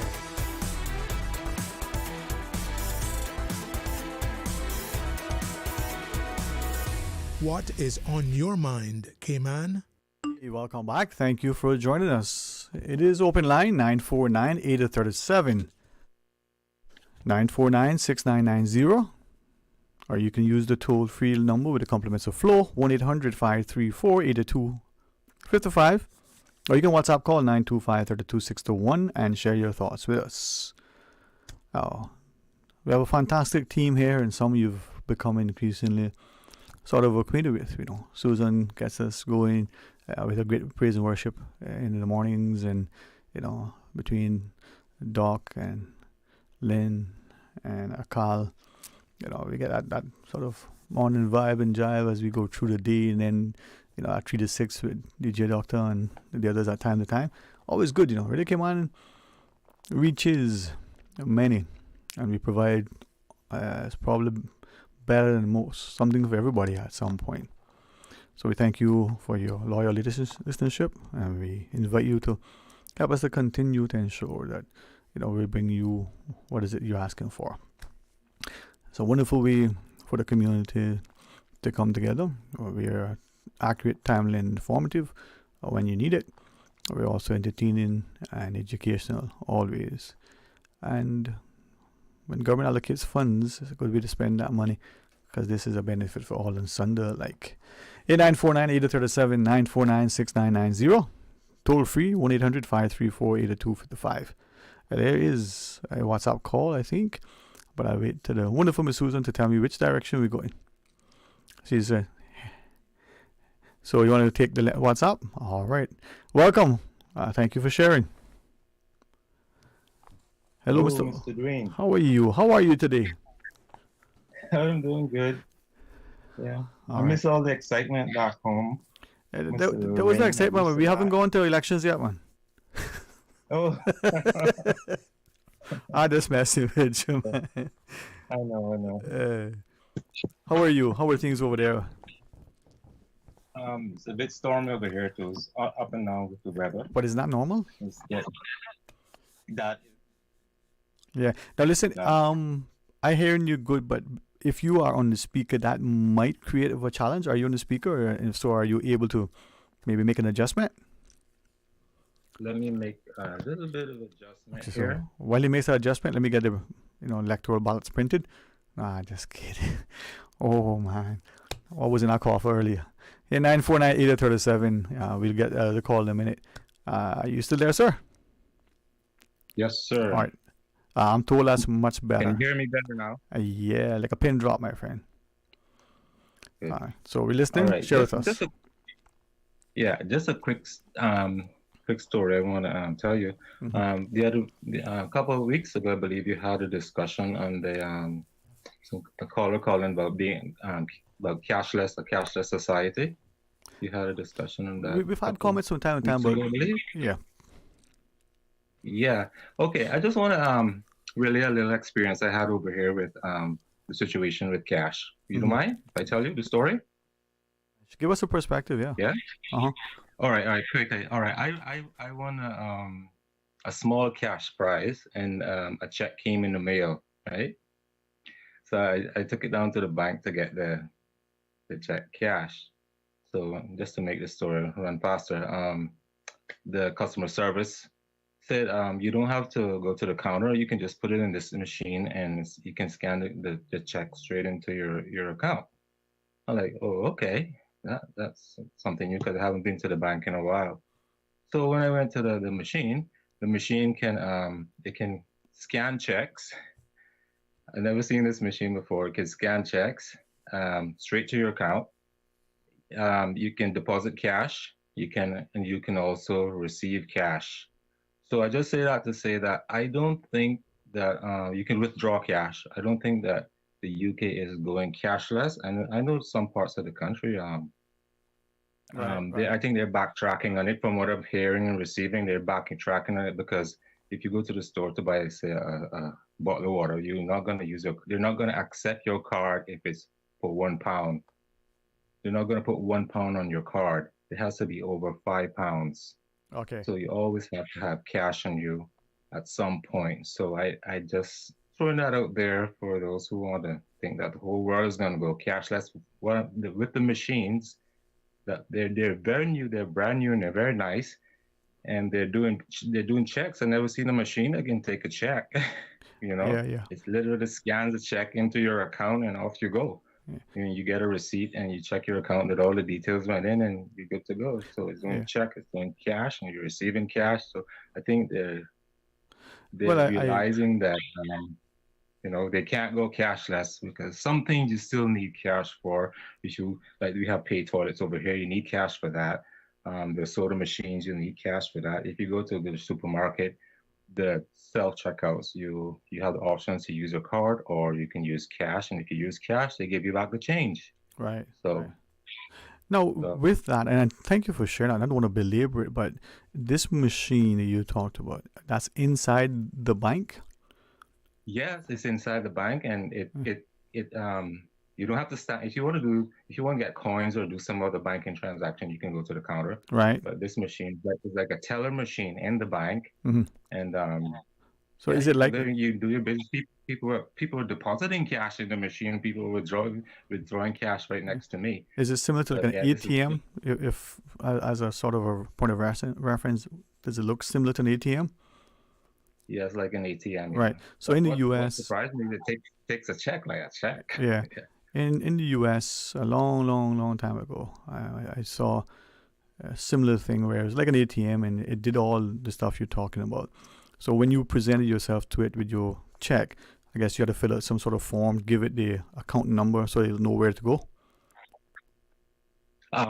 You put in your bank because I bank with that bank. Right. You put in your debit card and all your details come in. You put in your password and whatsoever. Okay. And you feed the check. You feed the check in the machine, and it scans all the details. Right. It gives you a receipt, like when you purchase something in the shop, a small little receipt, like a picture of the check itself. Yeah. And I didn't. Yeah. I've seen them in the US many moments ago. I think one came on national my house soon, but I'll find out that shortly. And the reason why I want to ask is you're telling us that as much as we're hearing a push by some, we have to wonder to what extent there's a pushback, by the great sort of financial center that the UK is in particular. Now, with this transaction, if you wanted to get the cash as opposed to having it deposited to your account and at some point withdrawn by whatever means, could you have received the cash then and there, sort of have the check cashed for that amount at that machine? Oh yeah. If you couldn't. Well, once you scan the check, it goes straight in. The money goes straight into your account. Okay. The amount goes straight. And it's automatically debited or credited as you in that instance. Okay. Yeah, so that delay. Credited to your account. Right. Then you can go to an ATM or if you want to go to the counter for some reason and then withdraw the cash. But it wouldn't make sense because the machine is there. You can just take it from there. Just re-enter your card and pull the cash out straight away. Right. Yeah. And this is where sometimes when we travel, maybe we should look beyond the malls. Maybe we should do as some of us do. Check out the little food stores and the little developments and the little things to see. how other people do stuff that we are told aren't possible here. Yeah. When I heard you talking about that going cashless, like, I think they're trying to pull a fast one you in Cayman or what? Because I don't really see it happening over here at all. If they're combining three options in one machine, one for check, one for cash, and so that doesn't tell me that the UK is going to go cashless at all. Yeah, well, we're seeing some interesting developments with the new government, proposals or opposals, as some would put it. Anything else you want to share with us? And a lot of things, but on the same subject, some people are just excited to get the new King Charles notes. So that's another thing. That if you got one of those, people are excited about getting one of those. So there you go. Yeah. Well, I think one more thing before I go. Do I have a minute? Go ahead, man. Go ahead. Of course. Thank you. All right. On the topic of the Scranton Park, I'm from that area. Son Road / Scranton Park. That's like my second home. But you gotta have a tamarind tree. you gotta have a mango tree, and you gotta have a guava tree and a coconut tree. You gotta have lots of fruit trees. Why would the Minister of Tourism deny us of that? You gotta have fruit trees. The animals he was complaining about, I listened to him and I'm like, why? The animals the animals that he was that to me, I don't mean to sound rude, but that's a lame excuse. They need to eat too. Yeah, man. Well, the thing, and the good Lord provide for all of us. And if you need somebody to clean it up, I personally, when I get back home, I will volunteer to clean it up as long as I'm alive. I'm sure there are like 100 other Georgetowners will be willing to keep the park clean. And you can have like a tamarind festival, a mango festival, a reason to celebrate. Trees give you a reason to celebrate when it's in harvest. There you go. So you can be very creative and don't deny us. Please tell him if he's back on the show, please, a tamarind tree at least, a guava tree. I don't think they grow too high. Of course, a mango tree, a coconut tree, I think is already down there. I don't know. Yeah. Well, two quick things. I appreciate you sharing that, because if, as I have said to our minister with respect, if in our communities, we are worrying about people stealing fruit from our trees, whether it's overhanging the roads or coming to our yards, we have bigger problems. All right? We need to address what. Yeah, the fruit trees will also, I think more fruit trees around Georgetown would be good. The whole island would take the parts away from the farmland. Yeah. They kind of, there are many distract benefits. them from getting to people's, getting to the farms. So I think that's one of the reasons why the parrots are going into the farms. I want to ask you a question, and you choose if you wish to respond. The Honourable Minister said on air, and then at the official, he would be the MP for the area, so he says that's the hat he was wearing then. Mr. Bryan said at the groundbreaking that the access point from the gate at the back of the new government building that will walk you to the park will have an access fob. So this is something that you swipe, it opens, and if it's programmed to do so, and you go back and forth. What's your view on that? Is that necessary to control access like that? No, that's not necessary. It's a park. You're supposed to have free access in the broad daylight. You don't need a fob to. You shouldn't have to have a fob to get into the park. You want to go in there and have lunch or whatsoever. No, it's not a private park. It's a public park. So I agree with you, and just so that it encourage some, maybe inflame others, but for two reasons, I disagree with that sort of control access. One is there going to be similar access points at any of the other entrances, whether it's one or two or X number. But secondly, if you want to close it, there's a way to do that. Physical padlock or electronic gate, and it says this entry is only accessible between this hour and this hour. But as a civil servant or anybody who has that fob, there's an element, from what I'm told from the IT specialist, of being able to monitor that this fob access this gate at this time. Do we need that level of detail about somebody's coming and goings? It's just a privacy issue, but it's also a control issue that I don't think we need to give that much more control over people's lives, that we already have. So I'm on your page and agreeing with you, but that's, are my two main reasons, all right? Yes, I'm with you on that. All right. No. That sounds very I don't like that. Orwellian? That's a no for me. Absolutely no. Yeah, man. All right, thank you, right? Thank you very much for listening. You're most welcome, and thank you for sharing your time with us. And, look at the rain and the dreariness of where you are, and be thankful that it's not a gale force wind, right? But enjoy, my friend. Oh, we had one today. So on October, my I friend. was in the library and I saw that everything was blowing. There's a heavy rain. So after I finished my research and I went outside because my library's on the high street. Mm-hmm. I saw a broken tree. A tree literally came down. Yeah. See, we would see that one northwest. I'm like, oh, this went on in such a short space. I'm like, wow, a gale force took it down. There you go. Anyway. Take care, all right? All right, then. Talk to you some more hopeful and so on. Okay. All right. I believe we'll take the final break, huh? Then we take the calls. Thank you for sharing. Stay tuned. Did you know ordering your favorite sandwich from Subway just got easier? Yeah, picture this. No more waiting in line. No more fussing with cash.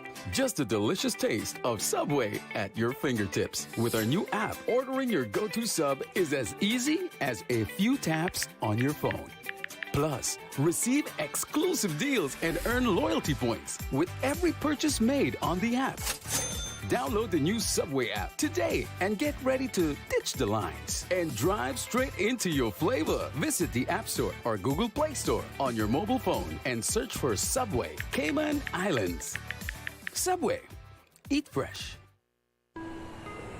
You deserve a unique vacation this year, one with easy non-stop flights from Cayman. Cayman Airways offers more non-stop flights to and from the Cayman Islands than any other airline. Now you can add Panama and Los Angeles to your travel bucket list. Skip the hassle of connecting flights. Panama is just a 2-hour non-stop flight from Cayman. And Los Angeles? Get there in less than 5 hours non-stop aboard Cayman Airways. Call 949-2311 or visit CaymanAirways.com to book your Los Angeles or Panama getaway today.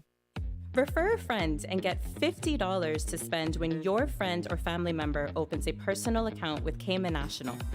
From July 9th to September 30th, 2024, CNB customers can earn $50 for each referral who opens an individual or joint personal account.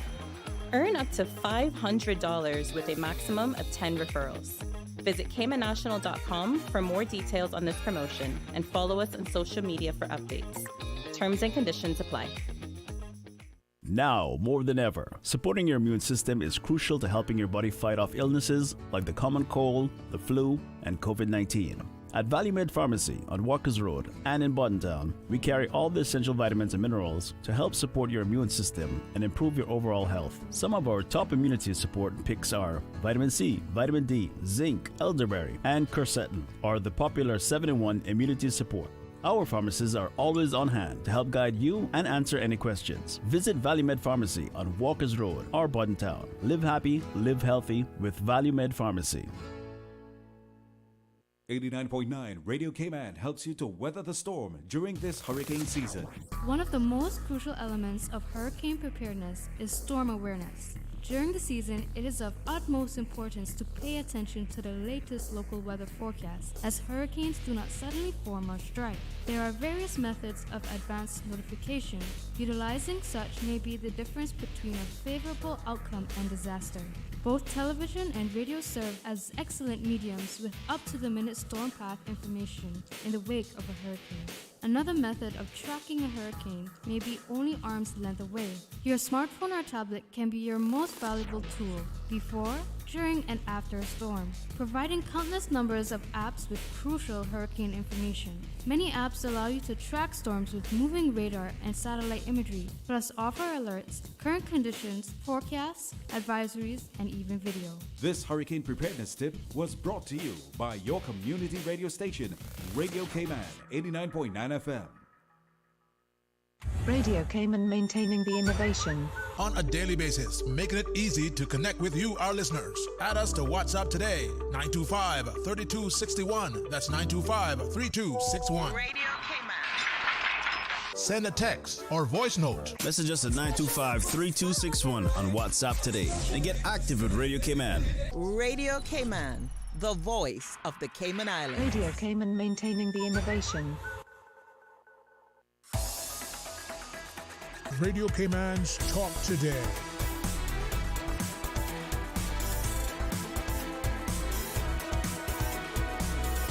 What is on your mind, Cayman? Hey, welcome back. Thank you for joining us. In less than 8 minutes, we're ending on time today. We got to take these calls. Hey, welcome. Thanks for sharing. Mr. Dwayne. Hey, how are you? Yeah, man, back again, man. Hey, listen, it could be worse, you know. I'm glad that you're back again. Yeah, man. And the man say going back to the brack again, man. Going back to the brack. Good to hear from you. Yeah, man, feel good, man. Yeah, you like the breeze, you like the rain, eh? You know, it took me a long time. I used to enjoy the breeze and the rain in particular. And for a long time after Ivan, anytime it rained, I kept looking for leaks. And it's only very recent time that I can actually almost, not 100% there, almost sit and enjoy the rain. And it's because of people drawing alongside you and comforting you, nurturing you, giving you good companionship, you know, so to speak, so that you know someone that has your back. And whether that's mental wellness or whatever people say, I'm just saying that that's so important. So for me, I love the rain. I used to enjoy when my parents would allow us to go outside to play in the rain. Right? And I'm not a teenager anymore. I mean, I might look like it.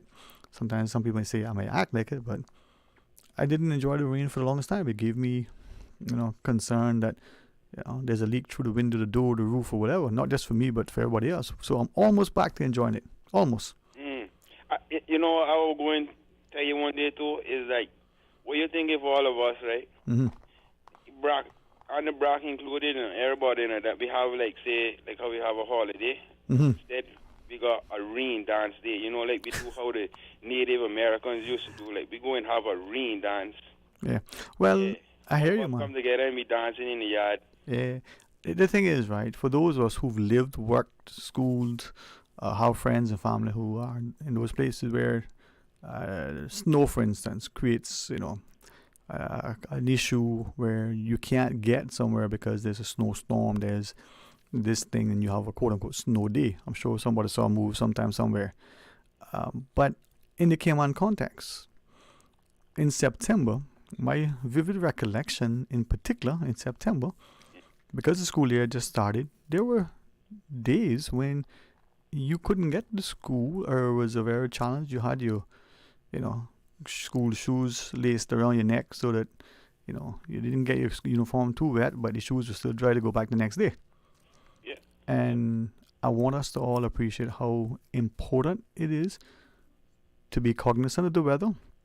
If you're in or near the water, especially, and not just driving through foolishly through standing in the water or riding your bicycle and anything, as we've seen the Water Authority announce that this in your septic system might have, you know, overflown. Be careful you get some illness. That should be common sense. It may not be, but the way some people have been scared, literally, I mean, scared and shaking, coming to tears, been overwhelmed by this constant messaging. Mm-hmm. We had some wind and rain, and we're in the middle of hurricane season, and as prayerful as many of us are, thank that they do for its passage over us, and as it goes through and on to other areas, let's not become so weak and cowardly and controlling that we manipulate people's minds in a way that they can no longer think and act, and that is frustrating as it is frightening. Yeah. But just to give them a little sense of advice or a little bit of comfort. Mm-hmm. If you went through Ivan, yeah, what else you got to worry about if you could go through a storm like Ivan? You know, yeah. But you already seeing the damages of a Category 5 hurricane. So if you hear Category 3, Category 2, even just a little rain, I don't think you're supposed to jump up, down, grab your pampas and run up and go hide underneath the arm. Yeah, well, you know what I mean? I hear you. I mean, my perspective is that, you know, whether you went through it or not, and there's some who haven't. I come from a space where I think without any great sort of challenge, we were instructed, we were given by example to have a great respect for the sea in particular. You could be out on a calm day, but be mindful that the weather could make down, without warning, right? So you might be inside the reef just, southeast of the key, as it were, right? But with that in mind, it doesn't matter the weather. It's important that the information is accurate and timely. It's communicated in a way that isn't inflammatory, and seemingly globally, right? Seemingly that we like to tell people things that creates more anxiety. We seem to be openly disrespectful. That thing may affect that person in that bad way, right? And then not seem to understand that sometimes the perception is that, because of our power and authority, we are using it in a way without humility and respect. Yeah, I believe the people that have been in power for so long, I believe they're growing drunk with authority, with power. Sorry. Yeah. I believe they're growing over.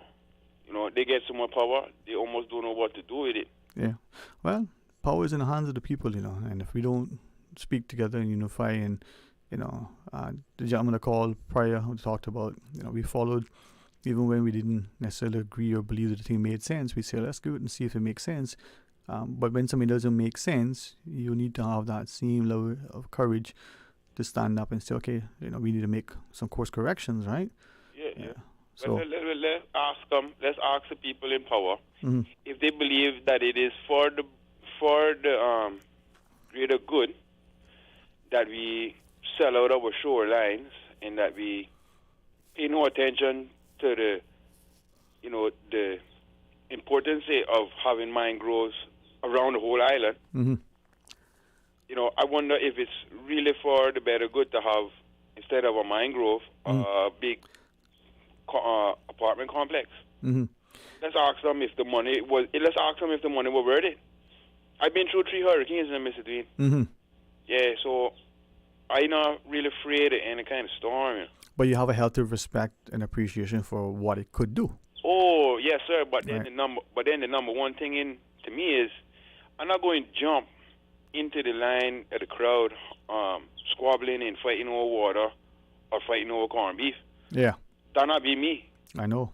I is going after the hurricane, and I going get anything that wash up on the shore. You're gonna offer yourself to help ensure people are safe. You're not gonna take. You're gonna give. Yeah, me too. If I hear somebody screaming or somebody need really help, yeah, I come and help you, man. But Yeah. you got these people that they gonna lock up in their house and they gonna stay up inside there and they going just pray, or they going watch whatever they gonna watch to keep them calm to the thing. But you know what keeps us calm is that when we wake up or when we get up after the storm and we can still see each other and we can still see like, oh, how you doing? That what makes me calm. Yeah, man. Yeah. You know what I mean? Because if I was to wake up and see something floating, say a body floating around me, I wouldn't want to be nowhere near. And that's just me. Some of them, they would grab the body and try to bless it. I wouldn't do that. Yeah. Well, we all have that thing that we recognize, will move and motivate. Yeah, and I kind of sorry, Mr. Dwayne, but it's kind of gotten to understand that we the youths, right? Mm-hmm. We are in control of the future. Mm-hmm. Most importantly, our own future, not their future that they don't live. They don't live 30, 40, 70 years of what they call life. It's nothing wrong with how they wanted to live, and there's nothing wrong with how we, the future, the youth, them, is going to live. Because you know why? We are going to have an important understanding. Right. We are not just from a drawing on somebody, platform, you understand, or piece of paper. We are not that. We are not cut from the same thing. We are all made together, and we are all in the same boat together. Yeah. Well, listen. We need to preach that. We need to make sure that we understand that. But if they don't want to understand that, and they believe that it's all just for them, and supposedly they are blessed and we are the cursed ones, right? We can't even waste no time trying to persuade them. We have to try to move, like how we say, we're going to either build apartment complexes or we're going to try to restore our environment. Keep us reminded, my friend. Anything else you want to quickly share before we close it out? No, just want to remind the people them that you're listening to the future, and it's people like me that you're going to have to ask how you're doing today or what's going on. Yeah, man. So, please, thank you very much. All right, you're most welcome, man, and enjoy yourself. Be well. All right. And I recognize that there may be some calls we didn't get to. I do, hopefully change it up.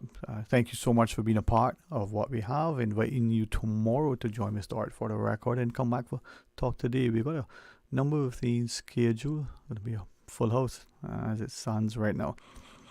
And as that caller just shared, I'll leave you with this thought. Miss Vito, wonderful lady, always used to remind us, one of her favorite scriptures, by their fruits ye shall know them. So let our actions and our words, align.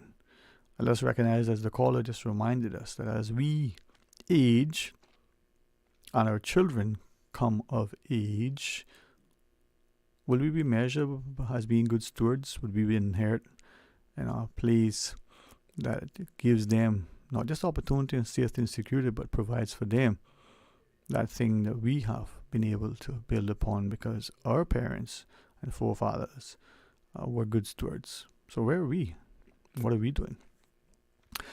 A lot to share. At the end of the day, my friends, we better do it together, because if we continue to get it wrong, woe be unto us. Bill Joel reminds us, hopefully we shall not be the reason for their unanswered prayers.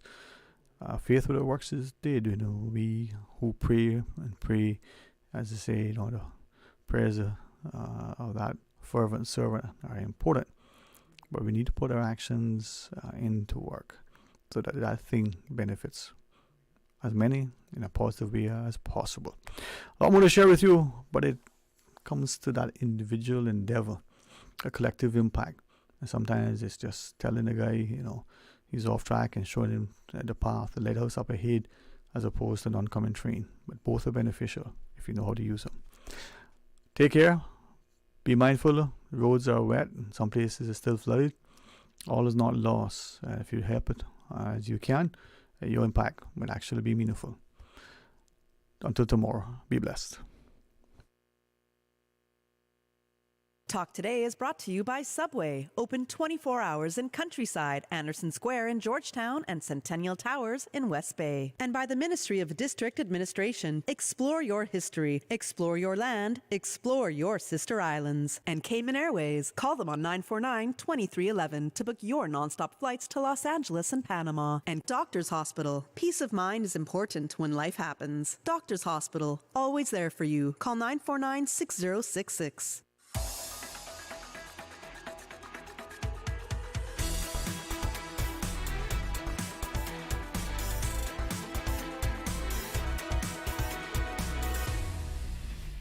More